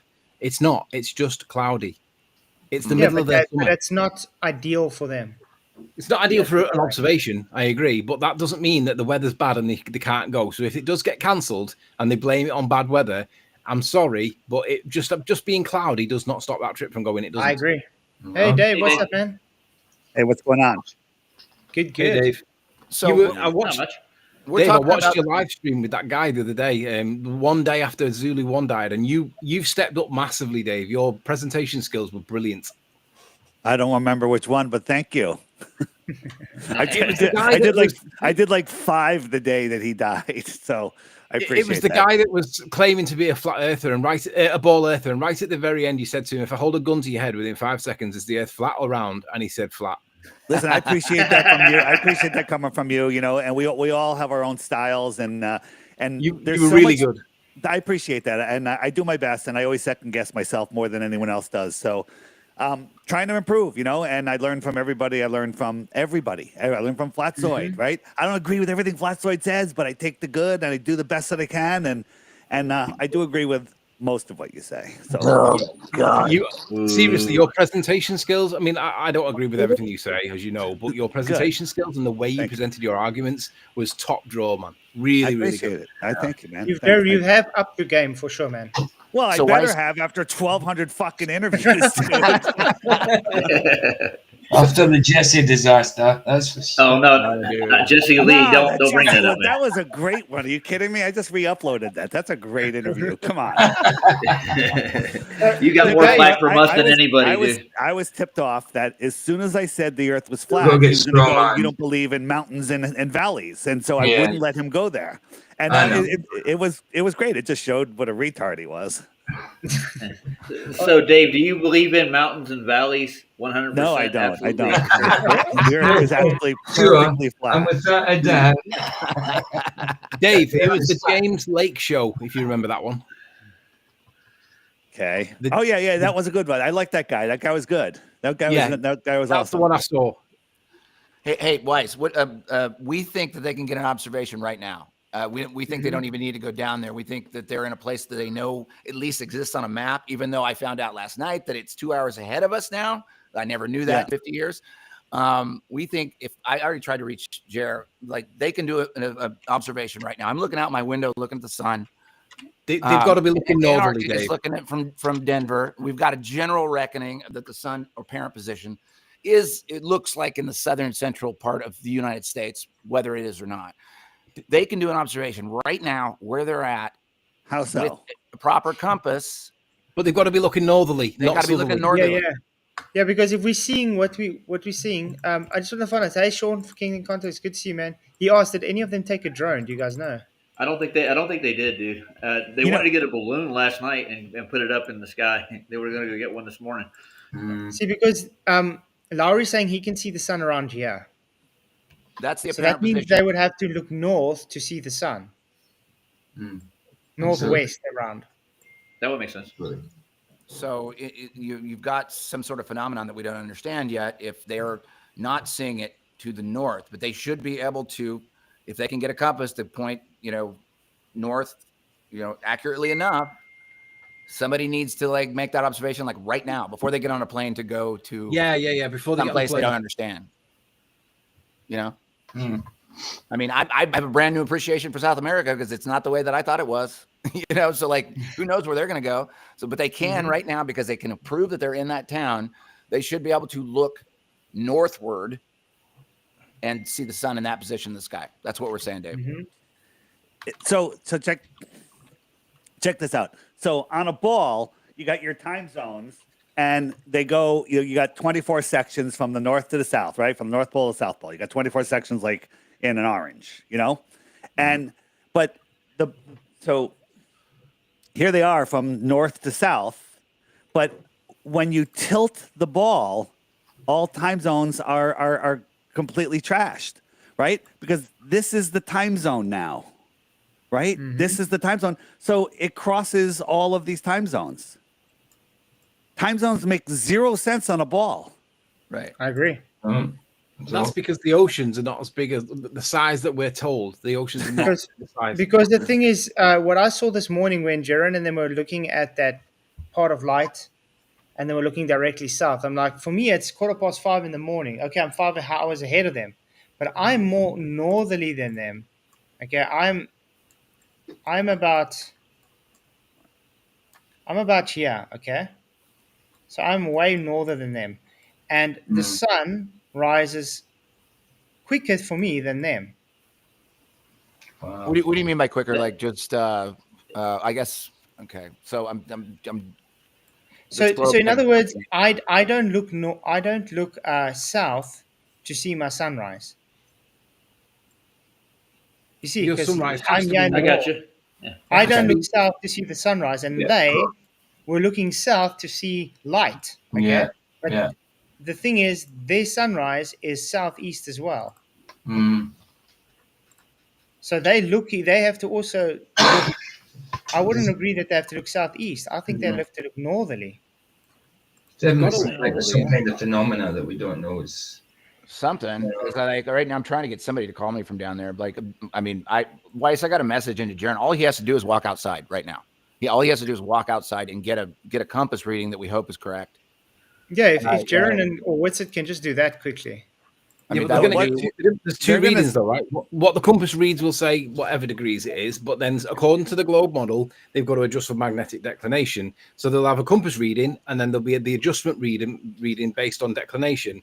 And that to me, that's just folly. The compass is the compass, and it tells you the truth. Did you guys see when they were trying to use the compass and the phone was affecting the compass? Does that happen here in the north also? I can try it out right now. I got a compass right here. Try it. See if your phone affects it here, because I'm wondering, like, maybe the magnetic force down there is so weak that the phone does interfere. And But that's what I'm telling him. I don't think, because remember on the globe they need an actual south and north pole, where in reality we don't actually have a south pole. It's just opposite to north. Right. And the farther you get away, the weaker the compass attraction is. And so maybe your phone, obviously the phone has some sort of magnetic field around it. And, That's stronger. And in the south, it overwhelms the compass. But in the north, the compass overwhelms the phone. But just so look at this. So the sun rays, wherever the sun is, the sun's looking straight at us. As you spin it, you have your perfect time zones, right? But they tell us the ball is tilted. It does. It pulls the compass around like a magnet. It does. Really okay, does. so it does it here. You're in the north, right? I'm in Denver. Yeah, it's north. Okay, yeah, all right. So that I'm just theorizing. Yeah, but you're holding it right directly at it, though. They weren't holding it directly at the. They were holding it pretty close. They were filming it within less than a foot. Dude, it affects it within 6 inches. It starts doing it. Can I make it even simpler? Like literally, I'm looking out my window, and Antarctica is over in Denver. I'm in New York. We can, just a viewing point. I'm looking right at the sun right now. And from his standpoint, looking at a map, it appears to be in the southern central United States, the apparent position of the sun, right? So really, if somebody can get a hold of Jer, I'd really like to. How are they going to see that, though, from there? How are they going to see that? Can they see northerly? the sun? It should be sunny. It should be sunny, right? They should see it northerly, Dave. If they see it southerly. The sun's probably already set there. No, it is now 5:30. So it's probably going down. Well, no, it's the summer down there. The sunset is at 10 o'clock, 10 p.m., 5:10. So they still got plenty of time. So, I'm sure they're making observations today, but I'm looking at it here. It appears as though it's right there in the United States, and it's kind of the general direction that it should be from Denver. And Jeremy is at a perfect spot now, as it was showing. He's at the pier there, so he'll be able to get a great compass reading. Flatzoid, can you pull up that tracker map? Was that on TFE? Yeah, I'll get it up. Did you notice the one line coming from the UK? Like, it was an impossible route, and it doesn't even make sense on a globe. Oh yeah. This one. Like, that red one. Yeah. And don't you guys find it strange that all the Globers had shorter flights and got there a day before everyone else? They got there 24 hours before them, like a little powwow, little meeting. I mean, wouldn't it also make more sense on a globe just to go down this way and then that way? Yeah. So this is just another thing that they're going to use, or like we gave them tracking, the flat earthers, and we showed where everyone was in real time. So they're just putting together so many things. And then Duffy, tell me what you guys think about this, because I think that the sun simulator is a friggin' red herring. I think it's bullshit. I think it's just to make people look down the wrong path. I think they might have technology to project the sun into the sky. And then I'm thinking, I just think it's a possibility that you can't rule it out. Okay. Because think about this. You ever been to a planetarium? It looks like, if you were knocked out cold and woke up in a planetarium and told that you're on the top of a mountain, you might believe it. Yeah. Okay. And they could show stars, they could show suns, they could show everything. Right. So if they have the ability to fake a sun, I'm not saying they do. I'm just saying if they did, then they definitely can fake a moon. And now Duffy's coming out going, he's going to film the 24-hour moon.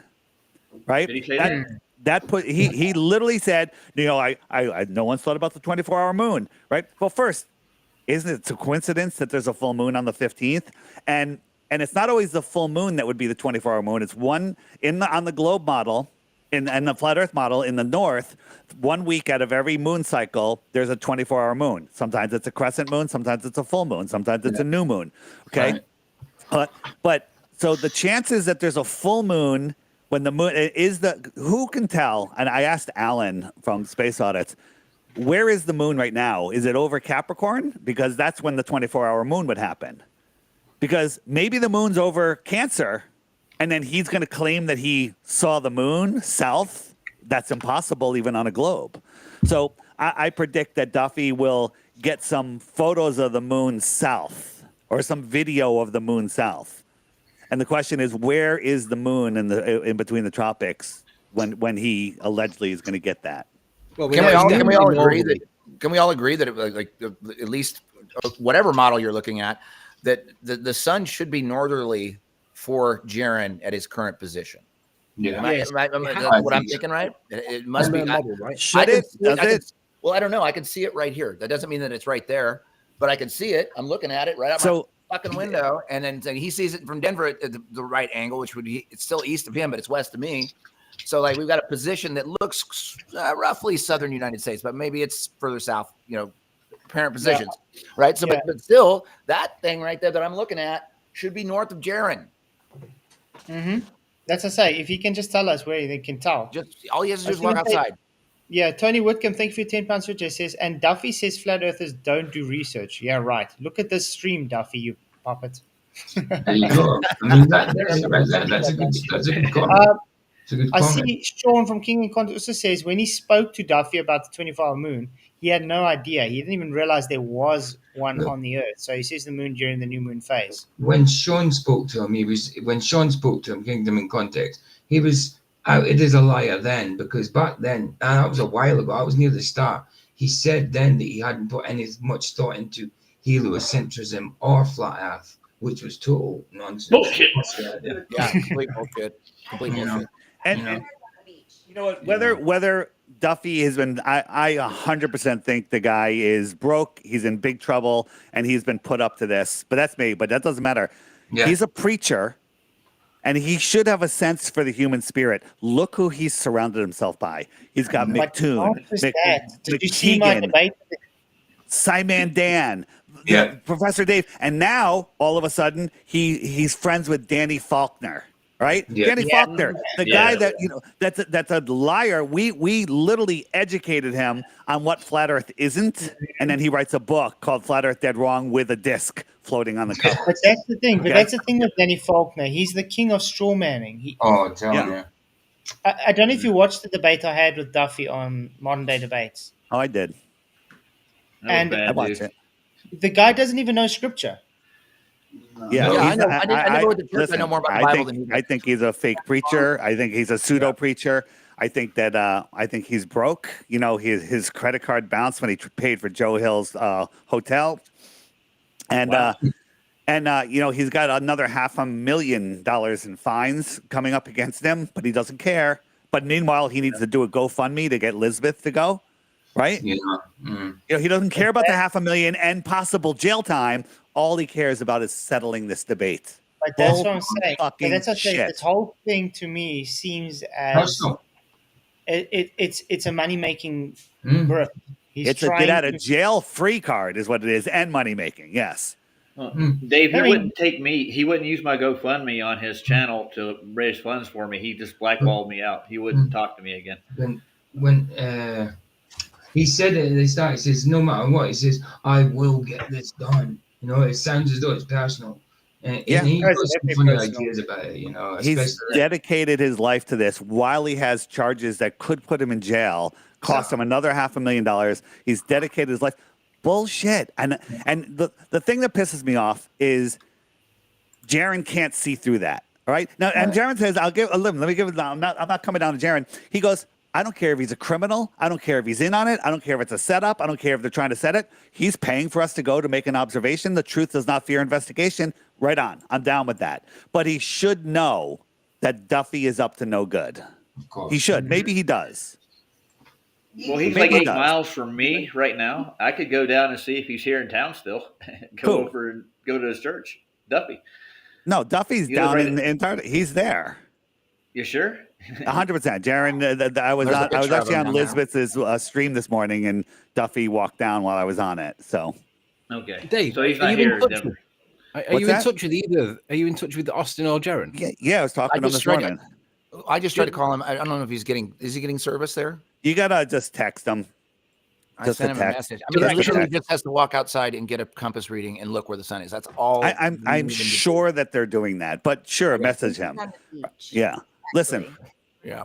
Looking at Those the guys map. are gonna freeze. It's gonna be 20 below zero Fahrenheit. Okay. They're gonna have such a hard time just surviving, let alone filming. Oh, and how about this?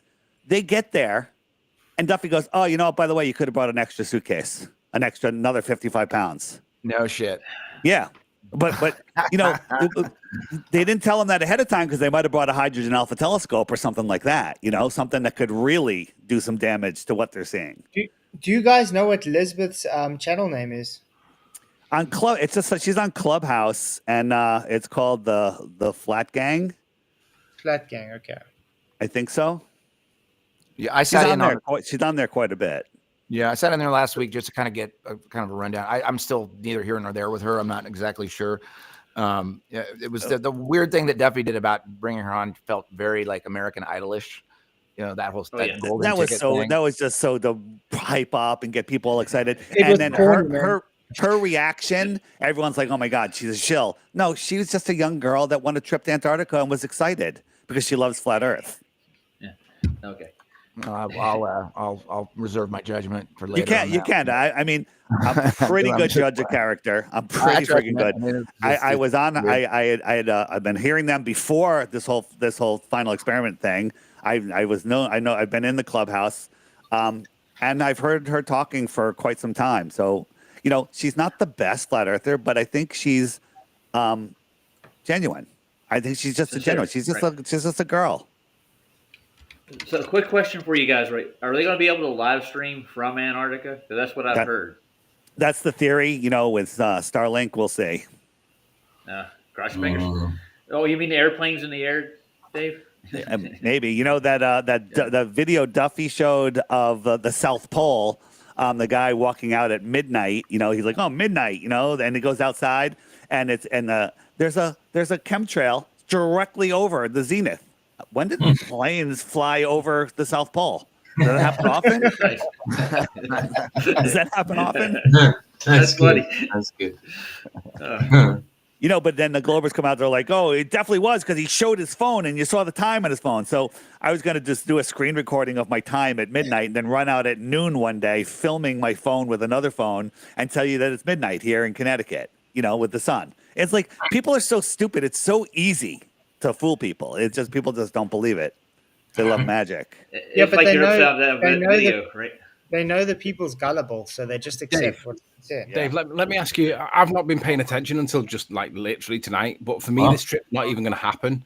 Do you think this trip's going to happen? And if so, what do you think is going to be the result? So this morning when I was talking to them, they said there's snow in the forecast. They haven't had any sun, and they might be delayed a couple days. So it would be amazing if they never got to Antarctica. Wouldn't that be funny? Do you remember because we were looking before you came in. Now we were looking at the weather forecast, and right through until before they leave, it's just overcast. Do you remember Greater Sapien and how we raised $20,000 and that trip did not happen? Yeah, of course. Yeah. Regardless of whether he stole it or not, the trip did not happen, right? But and Anthony, on that evidence, that's the only evidence that we've got. Yeah. So on that evidence, that my prediction is this trip will not happen. And if it does happen, there's going to be one of those. And I don't want to be morbid, and forgive me for being morbid, but there's going to be some kind of light aircraft disaster because they can't come back with that evidence in my book. An aircraft disaster would bring that is they don't want that. That's not good for the globe. It's not good. That would be worldwide attention and. You know, those guys. That's martyrdom. That's martyrdom. They'd be martyrs, and they don't want that. Everyone, I have zero fear of anything bad happening to them. Is it going to be canceled? Are they going to get there? It's just going to be snowing. They're going to freeze their butts off. Are they going to claim, well, it was light the whole time, you know, and we did see the sun behind the clouds, right? That's easily faked. I mean, and and they'll just run with that story, and the mainstream will go, flat earthers didn't want to be filmed, and they deny daylight and blah blah blah blah. They could say everything they want. That's likely. I am of the belief that they have the ability to project. They're in an amphitheater down there. When they're facing south, they're facing the dome. They've got a little theater. They've got a planetarium ceiling to project on. Yeah. No, I mean that's. I got you. Yeah. I mean it's more likely there than anywhere else. I mean that's a good.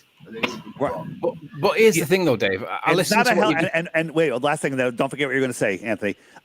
The Duffy on his last video goes, "Oh, they're talking about a fake sun held up by a helicopter or a balloon or something." No, we're not saying that. I'm saying they could project. That's my idea. I could be totally wrong. I hope I'm totally wrong. But if they do it, it'll probably fail. We'll probably see through it. Okay, but it could be quite convincing. If they can give a just so story for how 3 buildings can collapse within their own footprint using only 2 planes, and that just so story, 7 buildings.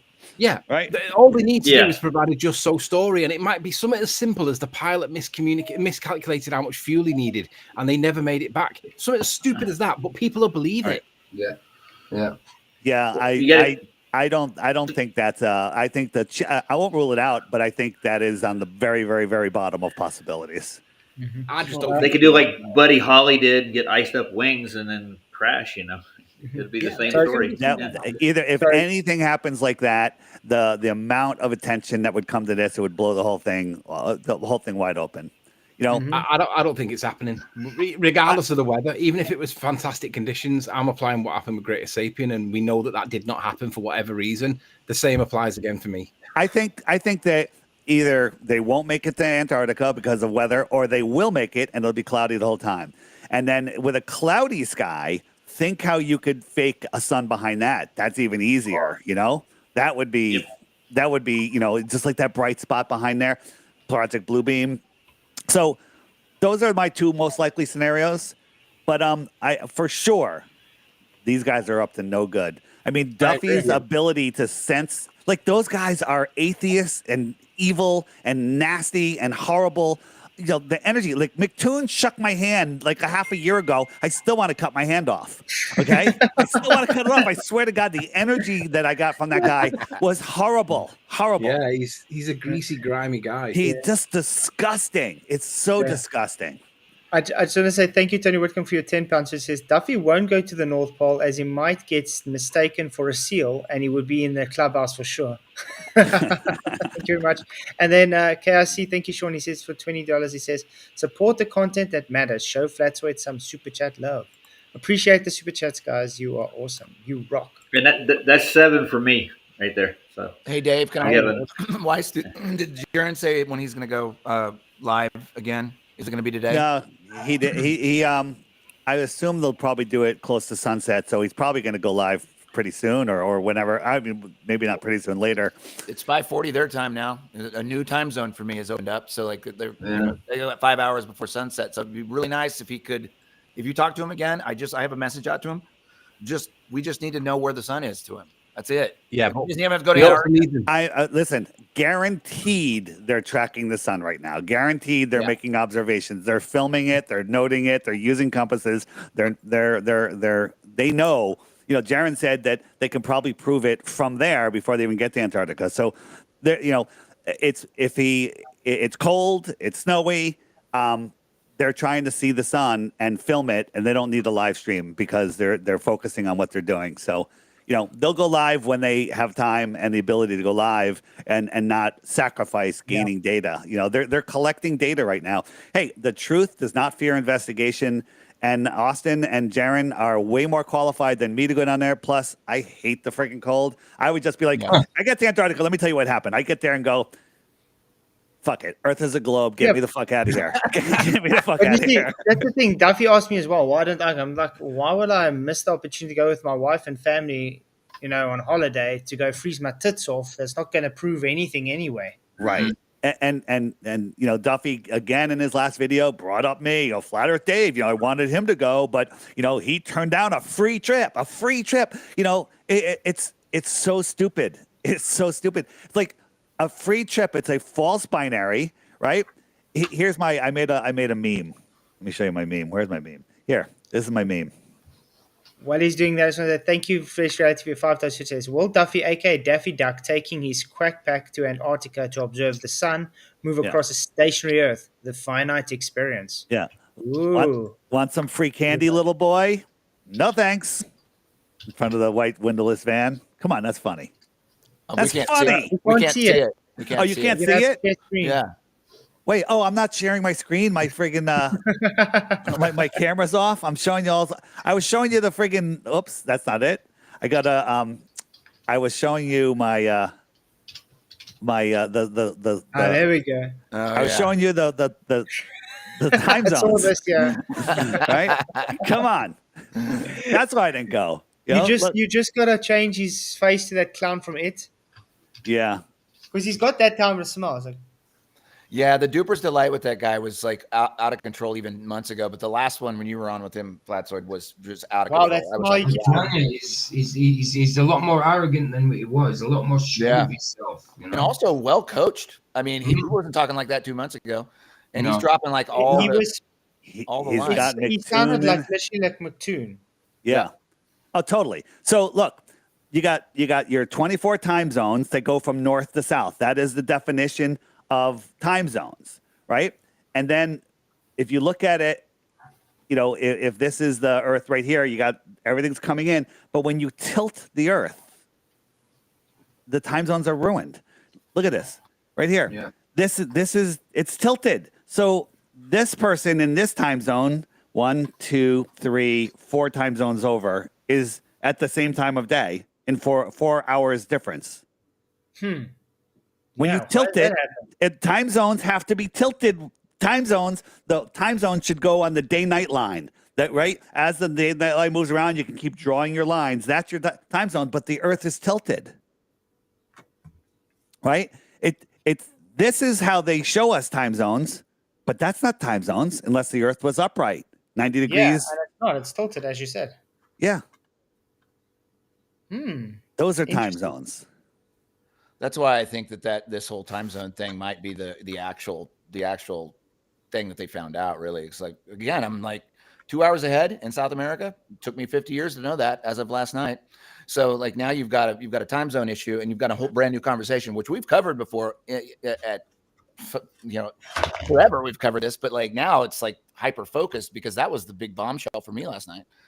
Hey, Flatzoid, what's your take? What do you think is going to be the outcome? We all agree that they're up to no good, and whether it's canceled, snowy, faking, what do you think is going to happen? I still think more. I don't think they're going to go. Something's going to happen that they can't end up going. Yeah. But if they do go, they're not going to observe anything. I called it a Jaren's show the other night before he left, and I said, I have my prediction. I said there's going to be a worldwide event, and airfare planes are going to be grounded for 6 months. He goes, "Oh, really?" I go, "Unfortunately, it's going to happen on the 17th while you're in Antarctica, and you're going to be stuck there for 6 months." So what do you think, David? Are they going? Or are they? I'm on the fence right now of that they get there. That they'll probably get there. And it's just cloudy and snowy and miserable the whole time. And they don't see anything. It's inconclusive. That's number one. I'm 50-50 on that, or hazy, sun through the clouds, and it's faked. Now, you can fake a sun through the clouds. Jaren even agrees that. You can fake a sun where you can't see the details, and we can all agree on that. I think they can fake a sun with sunspots, okay? But that's just me. So I think it's going to be somewhere in there, and I think it's going to fail. I was going to ask you that. Do you know whether they've taken any sun filters with them? Oh, of course, they got sun filters. They got infrared. They got one that can see through the clouds. Whatever that one is. That's the infrared one, I think. Yeah, infrared, and then they've got a IR converted P1000. If they're as smart as I think they are, I think my prediction is they've already made their observation. It's done already. So I think it's already done. I don't think they even need to go. If they're looking southerly, I saw the snip last night where they were looking at the horizon and they were seeing that there was light there, but no sun, obviously, and that was in a southerly direction. That to me is just game over for the globe because like it's got to be northerly. It can't be southerly. Mm-hmm. Just want to say thank you, Jeff Conkoff, for your $20. He says the Earth is flat and true. Amen, brother. Thank you. You rock. Hey, you guys keep rocking. I'm gonna lurk. Good conversation. I'll talk to you guys soon. Nice. Larry, cheers, man. Thanks for coming. Keep it real, Larry. man. Yeah, dude. But yeah, I think it'll be interesting to Jaron and them if they do go, because there's a lot of ice and water. Usually, when it freezes, it's flat. So, and Union Glacier looks very flat to me. They should do a flat test. Yeah, but So we've done flat show me tests the here curve. too. We've done flat tests here. You know, for them to travel 3, 5, 8 miles to do a measurement, that's going to just be brutal. That's going to be brutal. Because think about it. If you look at Union Glacier, how it's laid out, it looks very flat. How the globies explain that? Well, it just appears to be flat. Curved is flat. Curved is flat. Flatzoid. Come on. You can tell it's curved because it looks so flat. That's what they're saying. Absolutely. Yeah, but I know they said they're going to be taking a whole bunch of 360 cameras, looking at each other while they're looking at the sky, so it's not fake. But I mean, you can still fake that. Yeah, I mean, I suggested that just film a shadow, get a pole, stick in the ground, and film that for 24 hours and watch the shadow go all the way around. The problem is clouds and no shadow. You know, you get that. And with the sun that's going up and down, as they say, so. Yeah, well, that would just be the length of the shadow, but it should literally go all the way around without breaking. And they could still do that, though. It could. I mean, it could. It could. You know, I talk about that we only have this is a possibility. It's just me thinking, and I saw videos on it. We only have northern stars, and then the dome is either 4-sided or 6-sided, right? And so you'll have 4 or 6 counter-rotating things. Like get a plate and hold it against a mirror and spin it. The mirror is the equator. The plate is the northern stars. And on the other side of the mirror is the southern stars. Mm-hmm. So our North Star will be their southern star. And then if the sides of the dome have any curvature to it or anything that's not perfectly straight, which a tent, wouldn't be perfectly straight, as the Bible says, then it's going to change the orientation of the stars. Somebody was, and we need someone to do it again because I can't find the video, was looking at star clusters. Like, hey, we got 12 stars over here. We got 4 bright ones, 2 medium, and this. And then in the south, they'd find the same cluster of 12 stars in a different formation. But there's 4 bright, there's 3 medium, and whatever. And it found so many comparisons that it was beyond coincidental. It was beyond coincidental. And that would explain everything, right? You've seen that Freemason video where he talks about, the guy in front of the whiteboard where you just see his hands. He talks about the black sun and the moon being projected. I don't know. Maybe that's what's going on. For me, Dave, there's nothing wrong with having 2 rotating things in the sky like the blades on a Chinook helicopter. If you're lay on your back looking up at the sky and you got one of the blades of the Chinooks in the north and then the other blade of the Chinooks in the south, and they're rotating in the same direction as each other, so that they appear to be opposite rotations, but they're actually going in the same. So they're both rising at east, they're both setting. I'm totally fine with that, even if it's a flat plane with 2 rotation points in the sky, because ultimately, I do agree it doesn't prove anything with regards to the shape of the Earth, but the reality is we do appear to have 2 rotation points in the sky, but they say, well, that would mean that everybody's looking in different directions when looking south, but that's in real world. Jaron's the evidence that they are looking in different directions because they don't know what the direction is that they're looking at the minute, it seems, because that sunlight can't be in the southerly direction. It has to be in the northerly direction. So unless Jaron's absolutely certain that he's looking in the direction that he believes he's looking in and he can demonstrate how and why, and he can't because he's got no absolute reference point. He's got no North Star. He hasn't got a cardinal direction for him to establish. It's interesting. That is a good point, man. Yeah. You haven't got a way of establishing what is your true direction because you haven't got North Star to be opposite 180 of and say, right, because if you see the rotation point and go, right, there's the southern rotation point, unless you can validate that that's 180 from north, which you can't, you can't say that is 180 from north, and you can't infer that it's southern. All you can say is that's the second half of the Chinook helicopter blades, and it's not looking south, because that's what he's going to do. He's going to establish that. I've got a question right quick. With the Big Dipper in the north, doesn't it success with the seasons? Doesn't it go around the northern pole? Wouldn't it be the same with the Crux in the south? Wouldn't it do the same around Sigma Sautantis? Does it? I don't know. So I'm asking. I don't know, but you know, if we're looking at it from, you know, like Professor Dave likes to say, from 3 different points, like from South America and Australia, one of them would see it upside down, but they both see it right side up.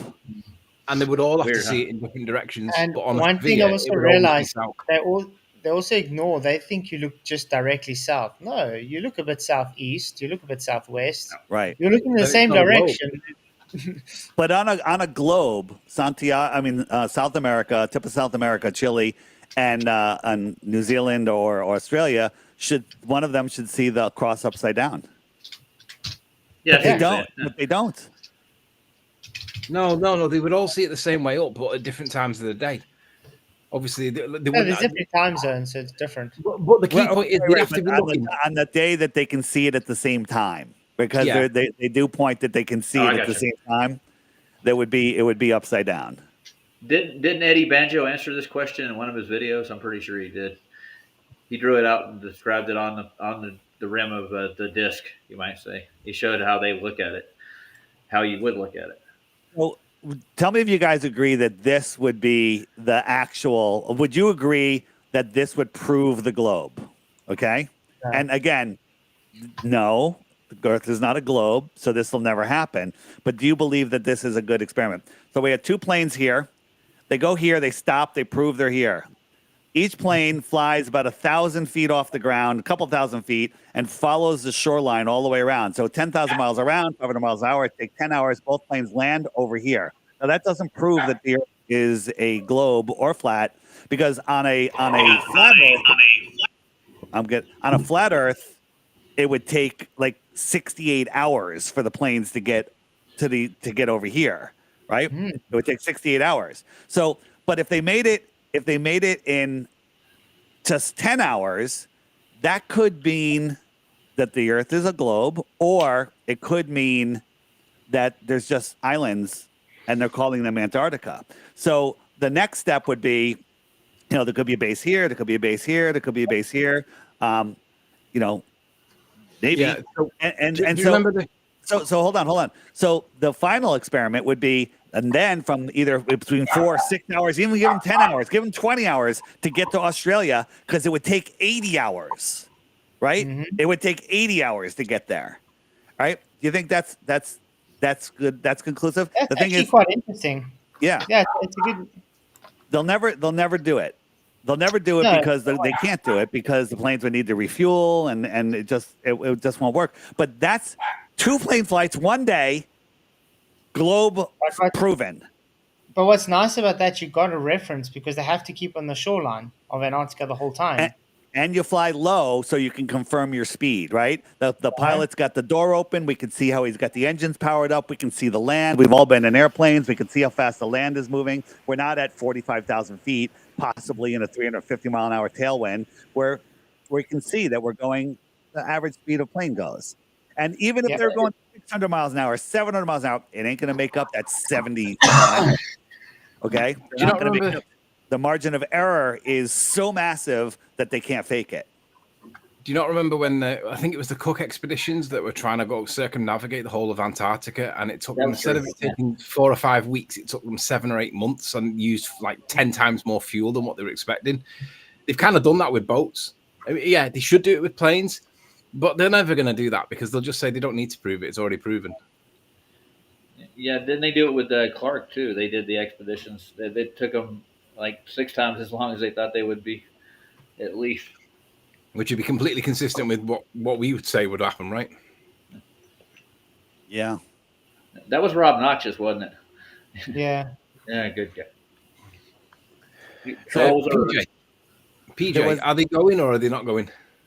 I've always said it from the start, I don't think they're going to make it for some reason. I've always said it's underhanded. I don't think they've got to go. I think something's got to happen where they've got to say they can't go. Or if they do go, no matter what, they have to come back and say that there's a 24-hour sun. I gotta throw one thing out there. Anyone that's saying that Jaron and Austin are going to come back and they're going to be compromised, paid off, or anything is out of their fucking minds. Okay, you're out of your fucking mind. It ain't going to happen. There's 0% chance. He already has code words that he's given us that if he says this, he's compromised. Okay, he's already told us. So there's 0% chance that that's going to happen. Right? 0. Now, one of the other options down there, they get down there, they scopolamine them, they freaking torture them, they replace them with clones. Who the hell knows, right? I think that is on the bottom. That's right next to airplane crash. Okay, they run out of fuel, right? I don't think those things are going to happen.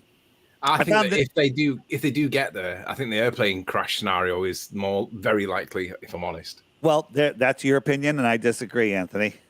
That's cool. But it'd be interesting to see. I hate you, man. I hate you. You're so wrong. What's that? I'm just kidding. Remember, life insurance was taken out. Yeah, it was. Well, that would be wise, would it not? Yeah. Would you be happy if a tune crashed and died? I wonder if they disclosed where they were going on holiday, though. I don't know. I mean, if they do go somehow, they can't come back and say that there's not a 24-hour sun. They have to. There's no way that there's got to be any kind of concession from the Globos. I think "can't come back's the key phrase there in that sense. Well, let me ask you guys. Do you think people like Mattoon and stuff that says, "Oh, if I find it's a flat Earth, I will delete my channel"? Do you really think they will delete their channel? Of course. Well, Duffy said he's going to hold them to do it, man. He said that he's going to make sure he does. Yeah, of course, he said that. But think about this: there's no way that they went to all of this effort and doing all of this and saying all of their vibrato and everything where they don't know what the outcome's going to be or what they're trying to do.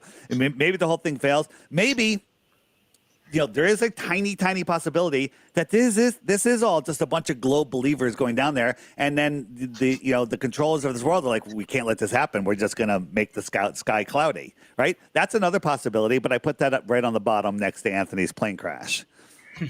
But they can control the weather, though, right? They can, of course they can. And they're in an Antarctic region where they've got weather research plants, right? It's not beyond the realms of imagination to think that you don't even have to imagine. Of course, they can control the weather down there. A thing, man. Yeah, Harp has been around for decades. Imagine that there's a bloke that's got a switch and he can make it cloudy just by switching on the harp device, whatever that is. You don't have to imagine that. It happens every freaking day. I know. Okay? I know. It's just in the middle of their summer, they've got 3-4 days of cloudy weather. I'm not buying that. Yeah, that's special. Definitely, he could do it. Good thing. Yeah. So, are we going to ever touch on the Cavendish? Not tonight. Damn it. I just gonna have to reschedule. Hey, what's up, Sean? Hey guys. You know what? How's it going? Good. If the plane left at this time of day, or in the evening, remember Darren was filming last night and he saw that light that was supposedly south. Well, if the plane left at that time and those guys had access to look out the front window of the plane and saw the direction that they were going to make sure that they were heading towards that light, that could help. I've seen videos, though, that suggest that compasses don't even work down there. They have to travel by dead reckoning. I'm not saying or NASA's GPS. What's up, Sean? Hey, what's going on, Dave? Yeah, I've been watching Jaron and Dave since 2015. And I cannot remember for the life of me if you guys have ever covered that compasses don't work in Antarctica. I've covered it. I've covered it many times. Yeah, they don't work. Dave, I've got it on his app. He's got okay. Like 3 or 4 of them. Because I found an old Russian documentary like 5 years ago about the Russian substation in Antarctica. And there's like a 10-minute segment where the guys are looking at the compass and trying to explain why it doesn't work. They're baffled. Yeah. Wait, I mean, compasses, if the Earth was a globe, compasses wouldn't work on the equator.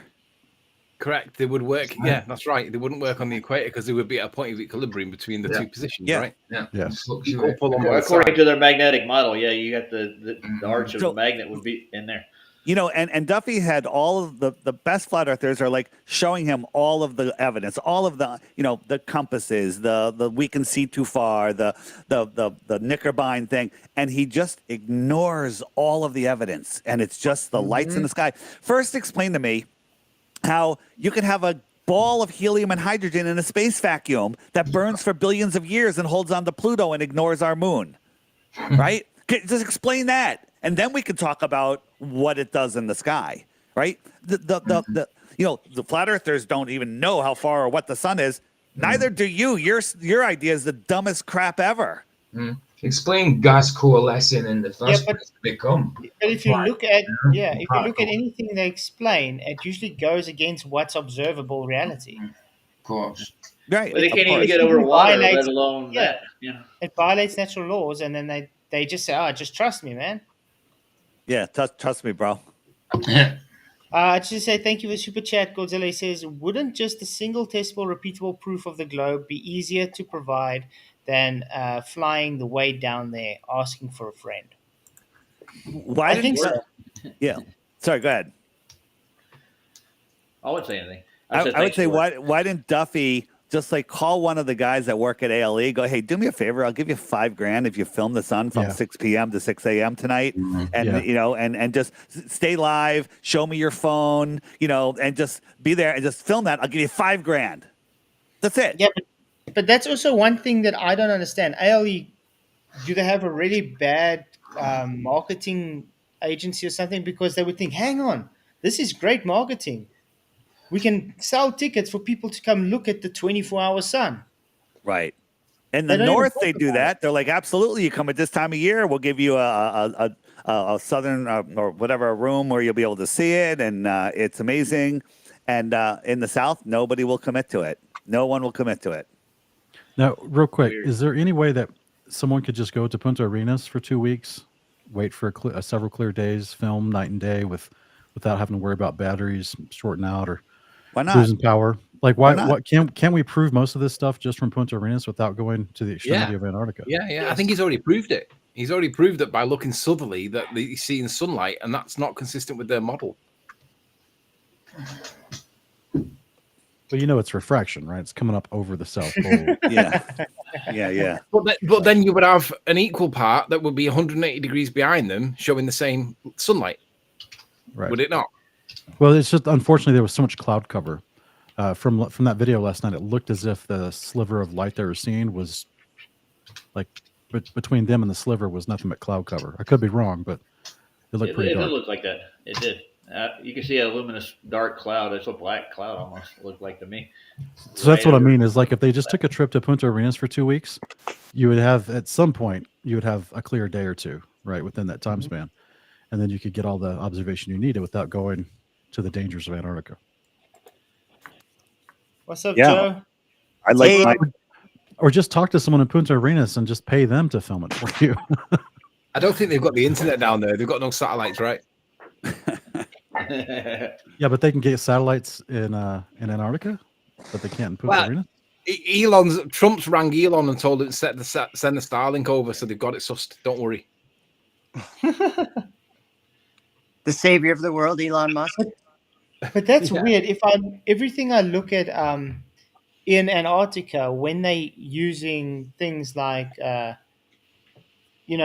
actually communicate with people, they're usually very limited to what they're able to communicate with. Well, they have only times they can use. No one's brought a Starlink down there, and nobody has a live stream from there, and no one's filmed the moon from there, and so he's going to do all of that because he's a hero. If you think about Starlink for a minute, at all times, whether if you're on a globe, you should be able to pick up a Starlink signal at all times because you're going to be pretty much on the South Pole. All angles that you're going to be looking at, there should be a Starlink somewhere. You should be able to pick up Starlink always. Well, the problem is Starlink. I don't know if they even claim that Starlink goes over Antarctica, but they've sent some on polar orbits. I guess. Listen, if you had a Starlink down there, how do you know it's not just connecting to a NASA tower like 10 miles away? Okay, how do you know it's not connecting to a ground-based station? Check this out. Flatzoid, make me big for a second. So I was on a flight the other day, and normally we're told in the past that when you're going and you're connected to Wi-Fi, I was connected. I was on a TikTok live. I was uploading videos. It was beautiful. And so as the plane goes, you just go from tower to tower to tower. That's what it used to be. But now it says, this is from my phone, a screenshot. Now let others know you're available via satellite. Use messaging via satellite, right? So they want me to believe this, right? I'll make it smaller. I'm here. I got my airplane mode on. I'm connected to their Wi-Fi. They're sending my signal up to 350 miles minimum to a Starlink satellite. It's sending it down past the airplane to a tower. Okay? That's the official story. You know what, Dave? I saw It's you do this. Stupid. I saw you do this point on that hangout, and my uncle lives in Tasmania, and he's back home right now at the minute. He's flown from Tasmania through Singapore, and he's come back to London and then into Manchester. And I said to him, "Do you get internet on your phone?" And he looked at me like I had two heads. Is it? And he flies through Singapore Airlines and Qantas, depending on which time of the year or whatever. You can't get the data connections on the phone on the planes at the moment, according to him. So in theory, it happens, but in his experience, he looked at me like I had two heads. But now I've got a bunch of airline pilots from Delta, American, Qantas that are telling me that all the planes now have this dish, this bubble on the bottom of the airplane that's for communications. Why isn't it on the top if they're connecting to satellites? Right. So another guy said he lives in some remote area. He only has Starlink. And he says he's just got one of those guys that tracks every plane, knows what military planes are in the sky. And he says when he has his internet, sometimes his internet or his calls, they'll just fade out as the nearest plane leaves the area every single time. So that's confirmation right there. And then what did Elon do when the Ukraine war started? He said no Starlink for you because there's a no-fly zone over the Ukraine. Right? Anyone listen. They're transmitting 350 miles. That's a strong transmitter. It needs electricity, needs service, right? You need guys to fix it when it breaks. To a tin can, following a corkscrewing in Narnia, planet, and that has no power source other than a little solar panel, bullshit, and then it's sending it down to a tower. Get the fuck. Listen, if they're not doing this, they're doing it from an airplane to tower. They're stupid. They're irresponsible, and it's retarded. I agree. But I mean, when I look at Vlad, he was just Starlink, and every time he streams, it's bad reception. It's very unstable. Why would it be unstable if it's a satellite right above you? Right, and why do you have a dead zone in the same spot all the time? It's not claimed that they're all geostationary satellites. They're moving, but there's always one in your area. Why? The dead zones would move. Sounds to me like they're working off of static towers when you have a dead zone. I agree. Yeah, don't they say there's like 4 or 5 actual geocentric satellites? Period. There's something like that. And I remember like when airplanes started using Sirius XM, and when I would fly down to the Caribbean, and when we get about 100 miles off the coast of America, they go, "Oh, we have to turn off your Sirius because of contract. It only could be used in the United States airspace." No, it's because you can't reach a tower when you're offshore. That's why. That explains it all. Yeah. Hey, real quick, I'm looking at this map, Punta Arenas, and it looks like Jaron and Whitsett are separated in the city of they are. Well, it's not real time. Yesterday, they were all on the runway when they were live streaming, so it's not showing them in real time. Yeah, it's got them all over the place. So who's gonna have to get updated. Who's what? The Wolfpack. Who's that? That's critical thing. Critical thing. Part of the Wolfpack. Yeah, if anyone can contact, I actually got my phone stolen recently. I lost all my numbers. So, Dave, I lost your number. I lost Jaron's number, Austin's number. I lost like 99% of my numbers. But if anyone has their number still, tell them stop splitting up. Stay together. Yeah, I like that idea. Whoopi's not on your side, by the way, and neither is Critical Think. Oh, wait. And did Wolfie give Jaron a GPS? He did. What's up with that? I don't trust that either. Because Dude, really? You don't trust that? You don't trust Wolfie? He's such an honorable guy. Wow. Anything that guy does, no. Yeah. That guy works for a multi-billionaire, and he's a deceiver. He's out there doing his job to deceive. I mean, isn't it possible that they can program that GPS to just be haywire? Why not? How could they not? I mean, GPS should be open source code, but it's closed. Nobody can see it. Nobody can see it because if they saw it, everyone know the Earth is flat. Yeah. Well, Jesus Freak should be able to read that code, couldn't he, with all his experience and stuff? There you go. Yeah. If we could get a hold of it, it'd be nice. So, Dave, are you saying that the Starlink videos where they just sent up that line of lights in the sky, that was just a photo op for the media, and really? No, I've seen those it's all Starlink dish network based satellites. on plan? They send those up I've seen that. like every 2 days. They're launching those Starlink. Like Right, 20 but those things are super low. They're Correct. super low. So you're saying that it's working in tandem with the airplanes? No, I don't even know. Those could just be they could be something right here. This is I'm going by. They could be something, or they could just be a light show, like the ISS. It could just be they're. But when I saw these, I'm looking at them, and they look super low. Right? They can't be high. They're you could fit 10 Starlinks inside of a jet engine of a 747. Right? At 7 miles up, you can't see the engine on a 747, but these are 350 miles up. So the magnitudes of size are just ridiculous. They're reflecting sunlight perfectly. No, sunlight doesn't reflect like that. So this is a deception. Is this something, or is it just a light show? I agree. Deception, Dave. But a lot of people said, several people have reported that when they saw that, they hear a jet fighter way out in front of it and a jet fighter way behind it. Like just randomly. So to me, it's like some guy in a Cessna goes, "What is that? I'm going to go over there." Intercepted, right?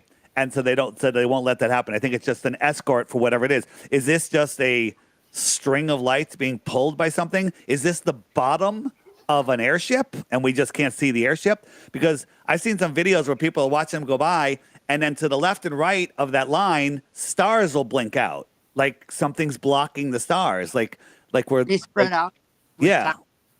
So maybe there's something else going on up there. I think my simple guess, I go with the simplest answer, is this is just a light show to make people believe in Starlink.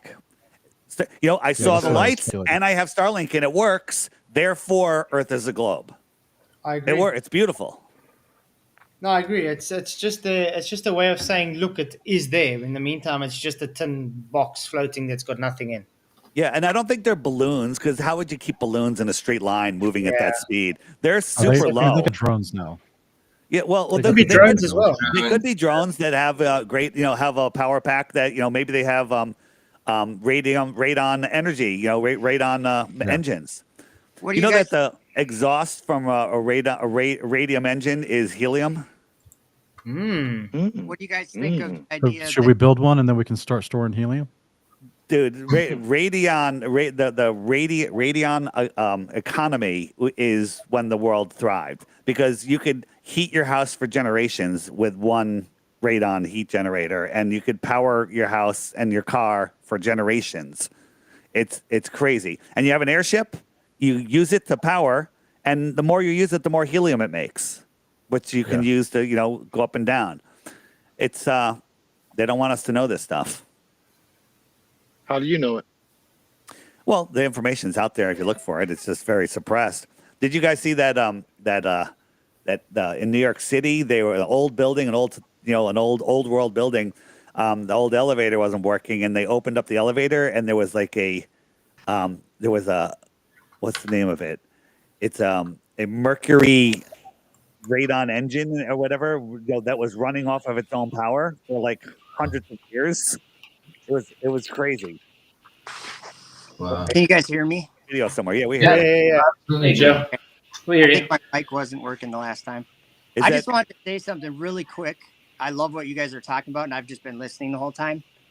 I just want to say this. Maybe it's something that, because I know it's something that every one of us knows, and I just want to say it. Because it's probably something that most people don't really want to say, and I don't necessarily even really want to say it, because it might sound wrong. But I know that the Earth isn't a globe because God showed me.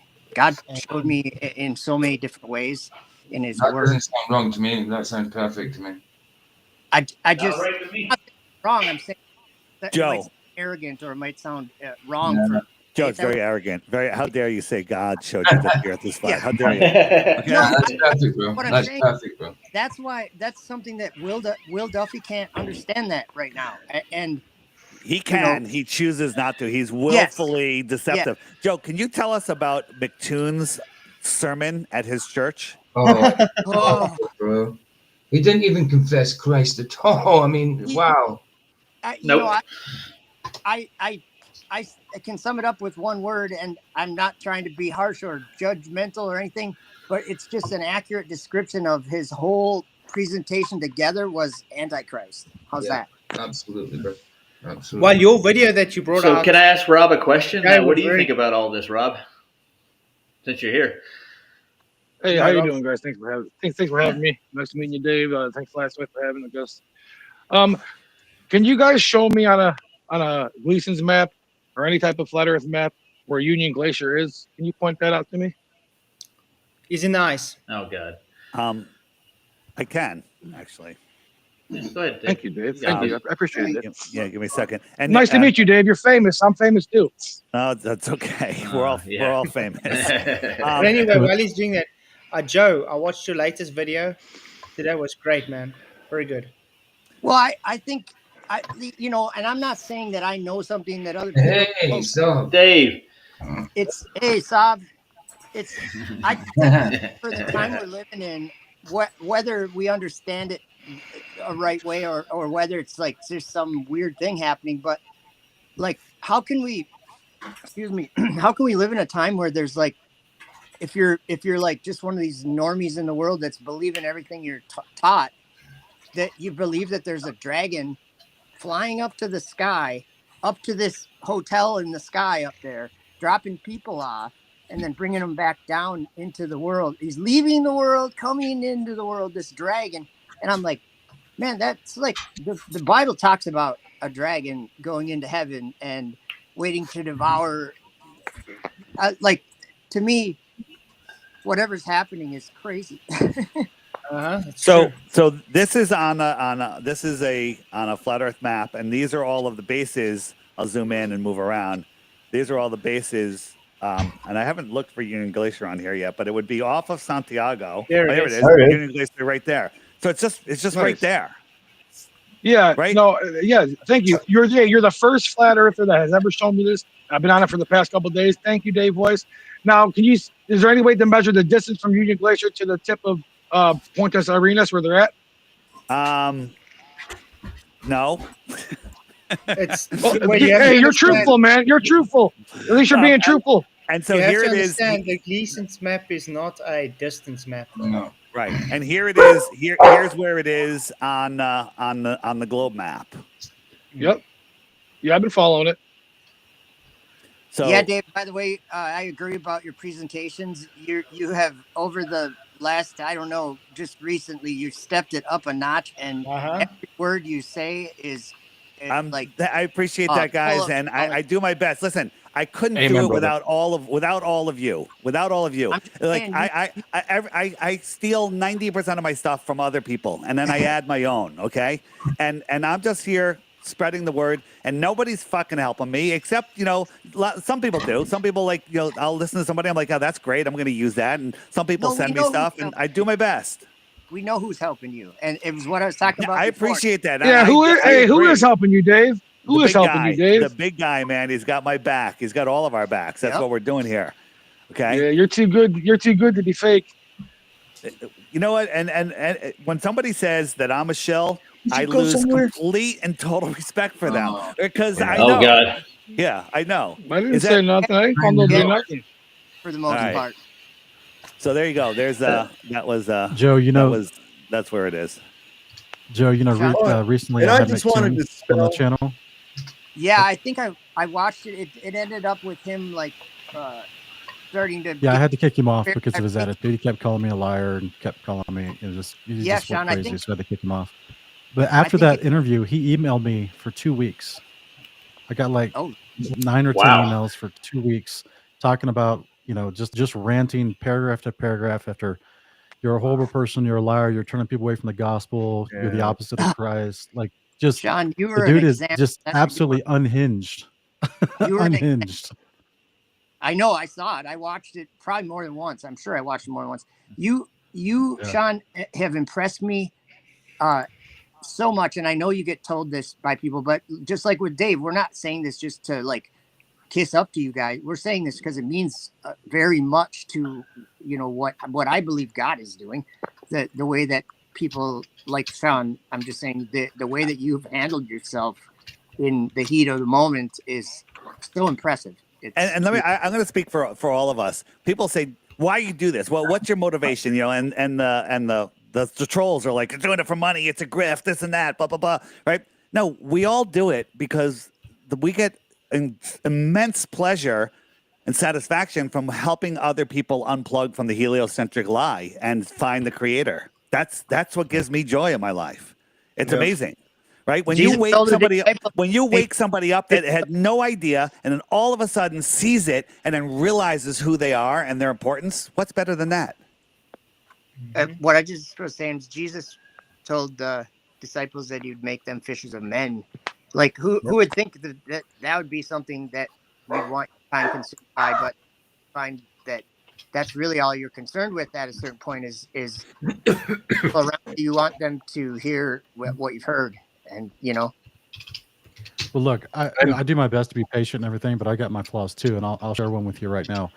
So I've been telling my wife for like months, hey, there's no way I could take this offer from Duffy to go on this trip because McToon's going and I might get in a fist fight. If I couldn't be in a room with any of those idiots. I would be coming back in handcuffs, dude. There's no way. I was like, so I'd be down there with those fucking assholes for that period of time, and I wouldn't end up with a felony. I guarantee. They said last night they had dinner together, and it got heated. Like something happened, and it got super heated, and they're like wondering what the hell's going to happen. Right? Well, I think it'd be very awkward. Yeah, I'd struggle with Flatzoid and Dave having a meal, let alone those idiots. But we can all disagree with amongst ourselves, right? But can you imagine being sat around a table with the likes of McToon? I couldn't imagine being in the same room with those guys, let alone on an airplane and on a glacier. It's just like, forget it. But you gave up a free trip. I love when he says a free trip. I know, a free trip. Well, okay. If you guys want, hey, what if I was to invite you to dinner, Dave? I say, hey, we're going to have this big 6-course tra-la-la feast and shit. I'm paying for it all. They're going to have all the weird rich people food. And you say, no, I'm not really interested in something like that. And I say, what are you, some kind of an asshole because you don't want to go to a free dinner that I'm offering? What's wrong with you? I know. And look at the offer. I'd go, Sal. Lucky Hoskins gave him. Lucky Hoskins' offer was more genuine than that one, and it would have been more fulfilling. You know, you would have at least got some definite proofs on something, and it would have been a nicer place to be, and hospitable, and free. Hey Dave, Dave, can I ask you a question? Free candy, little boy. You just did. Want to ask another one? Are you okay? Yeah. Are you following? You're following the obviously the paths of where they went, where they all flew from the webpage. I did see that. I don't agree with one of those. Did you see the path from Australia to South America? The one from the UK to Australia, right? No, the one from the guy that came from Australia. He flew across the Southern Pacific to South America. Can you show it? Can you show it? Let me quickly get it up. I'll quickly get it up. I don't know how to bring it up on my phone. I'm on my phone. I'll get it up. Don't worry. Thank you. I appreciate it. Would somebody fucking do something with I can't see the screen because Brenda's in there freaking out in the private chat. Go tuck your wiener someplace, Brenda. Nobody likes you. Oh shit. Yeah, You didn't know she was in. I mean, he was in the back. Sorry. He conceded to me on my show about declination. There you go. Go west on a flat Earth. Okay, let's go. Go away, dude. Listen, if you decide to let Brenda in here, I do have to leave. I have a podcast at the top of the hour. I'm going to be here for a little bit. Brendan will never come in, yeah. No, if you let Brenda in, I have to leave too. There you go. That's it. There you go. Thank you. Explain that flight path, Dave. On a flat plane. On a flat plane. Brenda can take this clip. It's kind of afraid of you, Brenda. I'm afraid to talk to you. Yeah, we're all afraid of Brenda. I'm afraid of Brenda. I'm actually disgusted to talk to somebody that doesn't know if they're a man or a woman and tucks their dick and catfishes people. That's just gross to me. All right, settle down. Settle down. A position in a debate. In any case, if Brenda can't figure out that, then I don't think Brenda is any person to have any sort of information to give out to anyone. No, I know Brenda, and she can have a conversation very easily. So that's not fair. Sorry, You know, Brenda. Yeah. He's not welcome here. Not welcome at all. Anyway. Piss on that freak if it was on fire. I'll tell you that right now. There you go. All right. So show me the That's path rude. you're talking about. Show me the path That's that rude. you're talking about. Yeah, there you go. Back to this. It's on screen. It's Australia to South America, and I just want to see if you can put that flight path on a flat plane. Yes, you can. Well, where I don't see the. Is the line there? Can you zoom in a little bit, or? It's red. Yeah, there you go. I can't see it because Brenda keeps freaking talking. I know. Okay, let me make it bigger. What is wrong with somebody's mind that wants to go someplace where everybody just really don't like them? I don't get that. I know. I have a problem. I'm sorry, man. Oh, we're talking about Brenda. No. So we don't know how high that plane was flying. We don't know how fast it was going. We don't know anything. Well, we know where it went. It's right there. Yeah, well, on a flat Earth, you could do that, and if it's just flying faster, there's we know there's 350 mile an hour winds. Maybe there's even more planes. The planes that make that trip have 7 layers of heat-resistant paint on them. So let's say they go 700 miles an hour. At 350, that's 1,000 miles an hour. Works perfectly. Yep. This is something else Glovers don't realize. That as you increase in altitude, if you're on a globe, the more you increase altitude, the more the distance you've increased now, because it's going to be long. What you're talking about concentric circles. Oh, you know what? I always thought that. Why do they fly so high? Because they have to go farther, right? Yep. But on a flat Earth, there's no difference. Yeah, but we know the elevation because it's in the fucking information that you can gather from the flight. It tells you the altitude, how fast they're flying, and all that stuff. Well, they can tell you how fast they're flying based on NASA's GPS. Just like the guys that do the Antarctic sailboat race, they can tell you how fast they're going, and it's 4 miles per hour. Yeah. But what about the fact that? What? I'm sorry. Hold on. I'm sorry. Pardon me. Go ahead. Okay, but what about the fact that there's no army? Finally, we're going to find out there's no army guarding Antarctica. There's no United Nations boats circling around Antarctica ready to kill people for going there, stopping them. Well, I think that's true now. I mean, can we at least get the win that we know we can go to Antarctica? Can we at least get that win? I mean, we can go there. Can you admit that? We can go there now. You can't go. I'm going there next year, dude. Hang on. There you go. They're grandfathered under ALE's permits, man. They don't have to go through all the bullshit. If they try to leave camp and freely explore, I guarantee you they're not going to let them do that. Right. Yeah. And also, you can't guarantee that. You don't know that. I mean, you can't guarantee that. It's specified in the thing that's too dangerous. Do you know what airspeed is, Rob? Do you know it's different than land speed? Remember that planes fly at a different rate in the air. Remember that also it's different. It's comparable. You can watch a plane fly. You can definitely tell it's moving a lot faster than you know. Remember that also life insurance. Have you ever looked into airspeed before? Who's got life insurance? No, but I've been to an air show and I've seen a jet plane fly past 200 feet above our heads, and it was fast as fuck. But when it was real high, it didn't look like it was going that fast because that just debunks your argument. No, that's called parallax. It still goes the same speed. No, it's not an argument, dude. Airspeed's faster than land speed, obviously. What? And the height, but there's no way. But how would they cover even on the flat map? They would have to cover to go all the way around in that circle. They have to cover all that ocean. Whoever just said airspeed is faster than land speed, so you got a 200 mile an hour headwind, and you're flying into it. Airspeed is slower than land speed. Yeah, you got a 100 mile an hour tailwind. Airspeed is still slower than land speed. But airspeed is based on land speed anyway. You're right. It was my bad. I got it mixed up. But if you take it in when you get altitude, it appears they're going slower. They're still going the same speed though. That there are. If you want to, you can say yes, it's faster than land speed because the land doesn't move. Well, there you go. It's a different breed over here, fellas. All right. So how about the fact that witch and journalism, we're always talking about how they talk about compasses and preach compasses, and they know about them, how they work, and they tell us that the Earth ain't round, and they preach GPS doesn't exist and how it doesn't work. And when they get there, they themselves can't even use the instruments they have. So how are they going to tell if stuff doesn't work when they themselves don't know how to use it? They did use it. What? No. Did you watch the video of them bumbling around for 38 minutes? Come He's on. never used a GPS I know before. Dave has. I know Dave has watched it. What, Rob, were you? Well, I were you watched ever, it, dude. I saw him do it. I saw him bumble with the GPS that Whoopi gave him. Yeah, what about They him? got the GPS working. Roger. Yeah. Let's say what he's going to say. Okay, Rob, sorry. have you ever been He's in the pissing me South? off, dude. Robo, have you ever been in the South before? No, the closest I got to Virgin Islands. Have you ever used the compass in the South? No, I have not. I haven't been in the South. Have they ever used the compass in the South? No, obviously not. Nope. But they claim they know all about how it works there. That's the thing, though. But, but that's not fair because they claim to know how it works. They preach all the time on their shows. Oh, this is how it works. This is what you see. But when they get there, they don't even know how to bring up a degree, a measurement of what they're doing.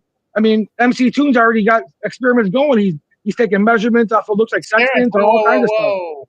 McToon doesn't do experiments, man. He Were doesn't you do white science. knighting for that fruitcake too? McToon doesn't do science, man.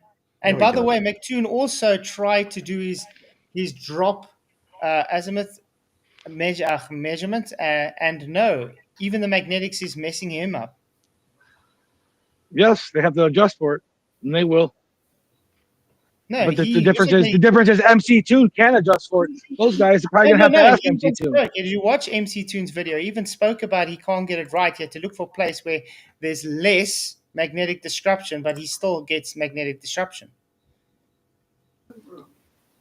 Yep. Yeah, there's a magnetic declination or whatever you have to do down there. You have to Magnetic readjust your declination compasses. is based upon because you need to account for your globe. That's all. It doesn't make it true. Because well, that's the reason we have to account for it because it is a globe. No.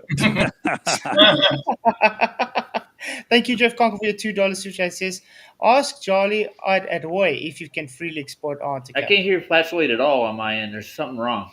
Yeah, but I can hear everybody else but Flatzoid. Am I talking too far? That's really strange. You're clear enough, Flats. No, I hear you, Flatzoid. You're fine. I hear you. It's only 1% because I hear you perfectly.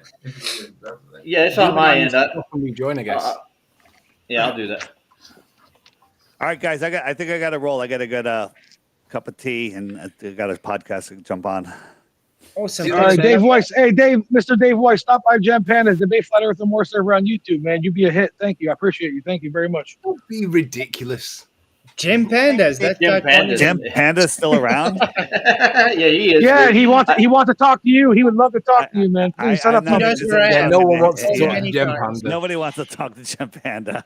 Well, Dave, come on, guys. Come on, man. We come and talk to you. Look at I found you guys. And you can find, come on, man. Yeah. Dude, we're so far beyond Gem Panda. It's unreal. Hey, Dave. How often have you been by here, Rob? I'll be doing a stream tonight. We're going to do part 2 on the UAP and stuff and cover some of this, what we're talking about right now, too. So feel free to drop over there, too, because I always put a link up in the chat. So, all right, what time are you doing that? You're not on something, go ahead. Actually, 9:30 Eastern. 9:30 Eastern. Let me see how I'm doing at 9:30 Eastern, and I'll jump on if I'm around. Yeah, I don't have unban me, and I'll come by. No, I wouldn't unban him. Have you been banned? Gem Panda talking? Is that Gem Panda talking? No. Have you been banned from my channel? No, I'm just joking. I'm just joking, man. I'm banned from some of them. It ain't you. My policy is you got to be really bad to get banned, and if you get banned, you're not ever coming back. So, right? No, that wasn't me then. It wasn't me. Rob Knox, you might as well just wear a balaclava and come across as one of those kids riding around on these electric power bikes. It's like, that's gonna be Yeah, I wish I was a kid. Thank you, man. Thank you. Rob, you should go back over to FED and troll Nathan some more, dude. He's waiting for you. Yeah, they will let. No, I'm actually Righteous was an awesome guy. I made a pact with him. I never caught trouble again. He let me back in, but he just said I'm not allowed in that show, so I can't go in there. Well, you're always welcome here, man. I think you're okay, guy. All right. Yeah, as long as I stay chill, and I'm good. But anyways, yeah, I don't want to take away. Go ahead, Dave. I don't see the exit button, so I'm just going to close the tab. Oh, okay, no stress. But thanks for coming, Dave. It's up in the right corner. Up in the right corner. Keep up the good work. Josh, Up in the right corner, Dave. Thanks. Right Just corner. as- I don't. It says Nothing, man. leave, just above Oh, the leave. chat. There it is. I got it. Thanks, Dave. Oh man, yeah, guys. Well, I'm gonna have to end the stream anyway. It is a bit later. At least I am finishing work tomorrow, so Yeah, thanks for having me, man. I appreciate it. Later, guys. you too, man. Later, Rob. Just thanks for coming. Yes, dude. I don't have to be to work till 9 o'clock tomorrow morning. So Are you? No, that's lucky. Nice. I'm off for the next 2 days, dude. So I'm happier. And sorry about the airspeed thing. I got that ass backwards, but it does appear like they go slow, but they're actually going a lot faster than they are. Yeah, it was just base and parallax. yeah. Yeah. It's like I can be going down Highway 340 right here and doing 50 miles an hour, and the telephone poles are going by whipping past, right? And just about 50 yards off the road, there's some trees, and they're going by a little bit slower. And boy, those Blue Ridge Mountains back over there don't seem to be moving hardly at all, you know? But I'm Exactly. still passing it at the same speed. That's how parallax works, man. Yeah, I got that. Yeah, try and chase the moon or the sun. Yeah, you won't be able to catch Do that. it. Wait 6 months, dude, you can do stellar parallax measurements, and you can tell how far away the stars are. Really? You can do that? I didn't know that. You guys, the only problem with that is it's a glaring problem. Is that the first time you went to that observatory or whatever that you're gonna get your measurements and stuff, get images or whatever you're doing. 6 months later, when you went there, you parked in the same parking spot. But That's funny, Joe. Further away. Makes no sense to me. I mean, you parked in the same spot and walked into the same building and looked through the same scope that's on the same mountain or whatever. Stupid. Yeah. I just got one more question for you guys, right quick. How high do rockets actually fly, and what's their reference point? And how do they know the distance to it? Well, they don't really care how high they go. They care how fast they go sideways. Well, they know how high they go because they use a horizontal reference datum. Well, they have to get, like, to go that fast, they have to get into the thinnest part of the atmosphere they can. Yeah, obviously. Mm-hmm. You want to see something? You want to see something funny? Yeah. This is pretty cool. Watch this. Oh, I saw that yesterday. This is funny. How are you glow-tards doing? Just wanted to check in on how you were doing when you were worried about me when you were just wee little ones. And you were too stupid to question anything. And, just wanted to check in and make sure you still believed in me.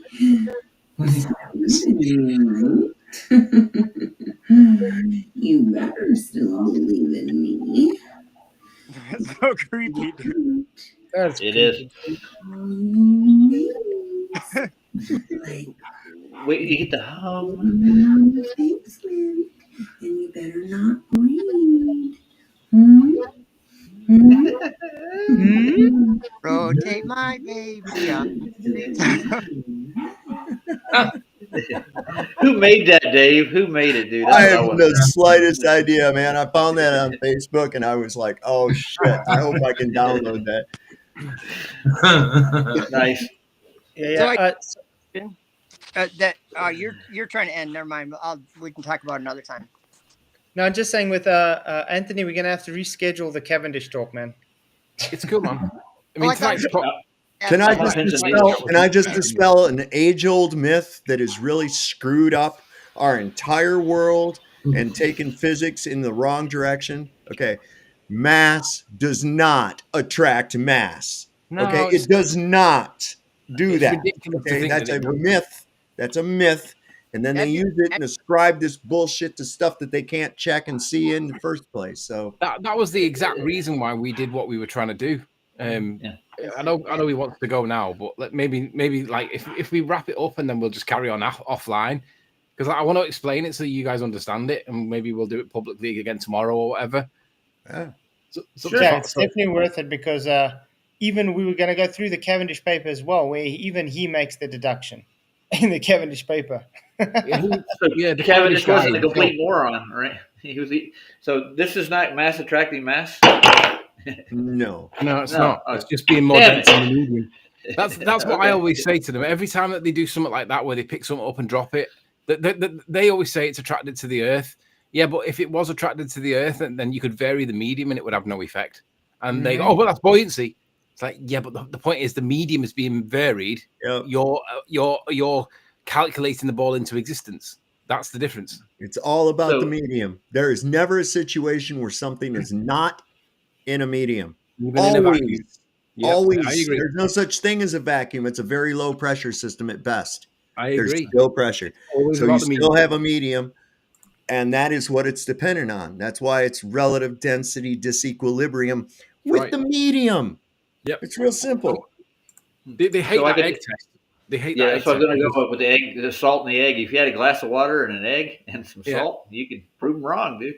I had a moron trying to tell me that you can put an egg, you can get an egg to float in fresh water. I said, well, go on, then go and do it. And I know that a rotten egg will do that, right? And he came back to me and he said, oh, you're so stupid. You didn't realize that. He called it a sour egg or something. And I said, look, if there's an egg that's sour, there's more gas in that gas pocket than what there is when there's a fresh egg. Yep. That's a relative density proof. Yep. That's Exactly. the very principle that Fight the Flat Earth, when he says that whatever he did on a submarine, it's that same principle that causes a submarine to rise and drop. It's changing the amount of density in the submarine. That's what causes it. That's like changing the medium that something's in, right? Basically, right? Yes, you're making it more dense. Yeah, the salt, that's sugar, what I did whatever with you salt, put in. right?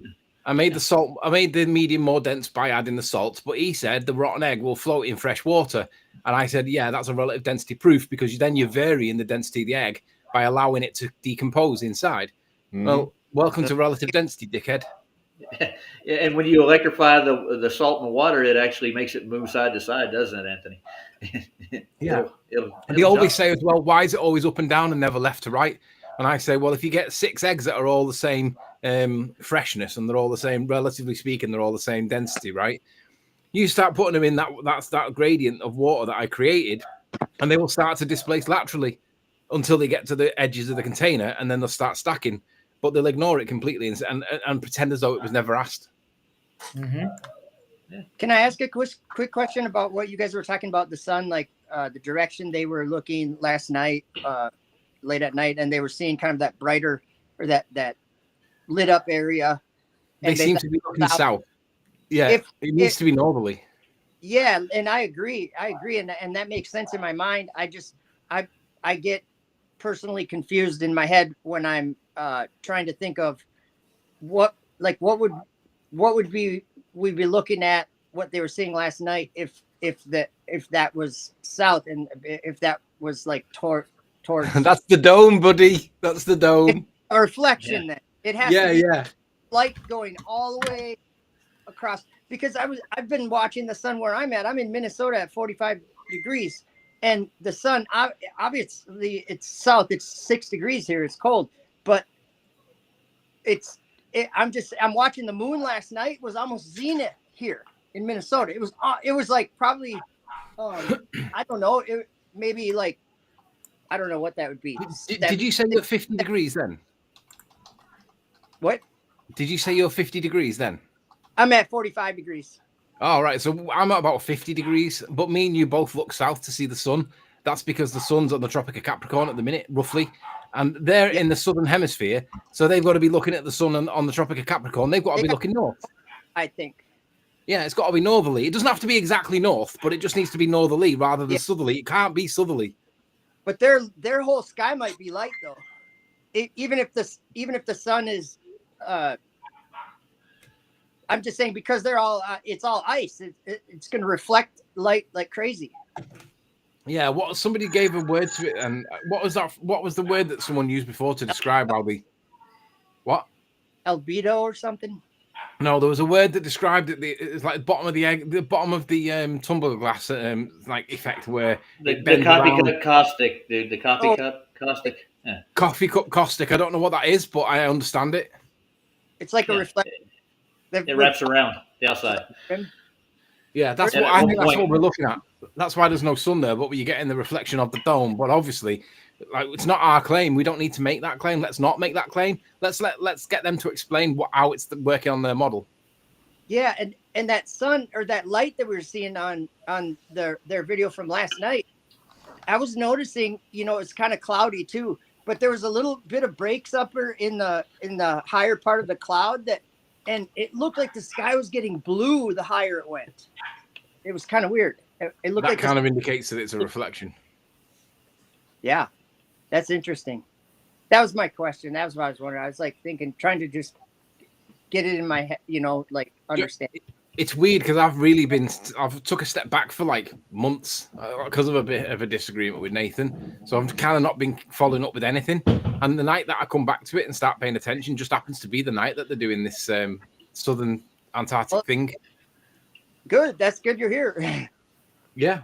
I feel as though I'm not missing out now. Nice. Well, I'm going to end the stream here. You guys can carry on talking afterwards if you want to. Thank you all for coming. Appreciate it. Appreciate all the super chats, all the likes, all the shares. Really, really rock. It's good to see so much people interested in the subject. So we'll talk, Anthony, and then we'll organize another stream on this Cavendish. I think tomorrow night, probably. Yeah. Okay. Hey, Sov. Yes? Could I have a polite request? Absolutely. Is there any chance that you could do your hangouts at a better time for us Brits? Because I really want to watch your hangout.